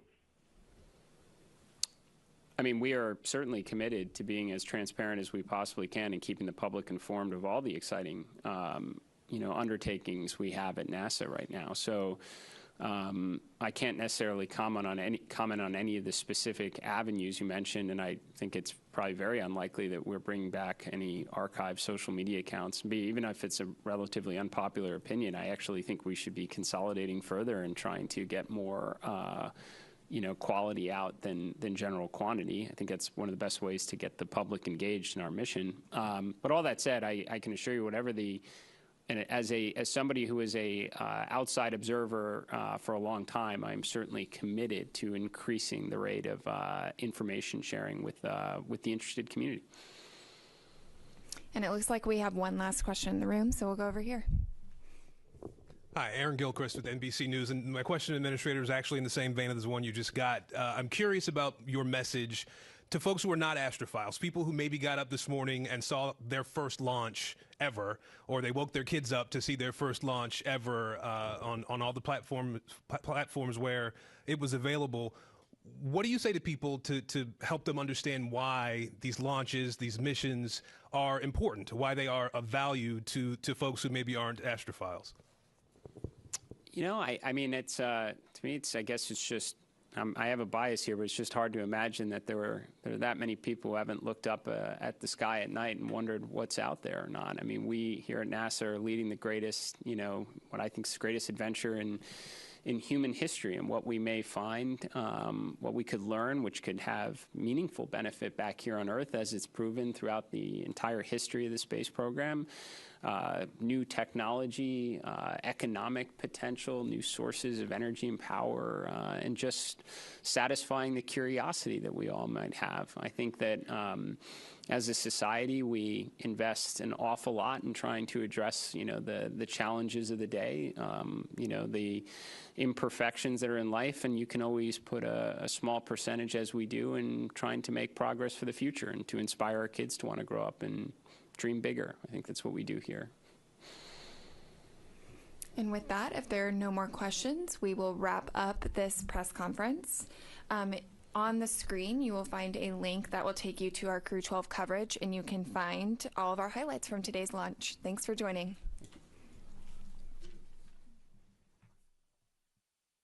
Inside the historic astronaut crew quarters, where SpaceX teams helped each crew member into their custom pressure suits. Before heading out, the crew paused for a final pre-launch tradition. You see it there, the card game gathering around the table.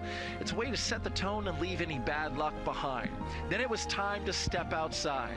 The crew walked out to greet family, friends, and supporters, following a path walked by every NASA astronaut since Apollo 7 in 1968.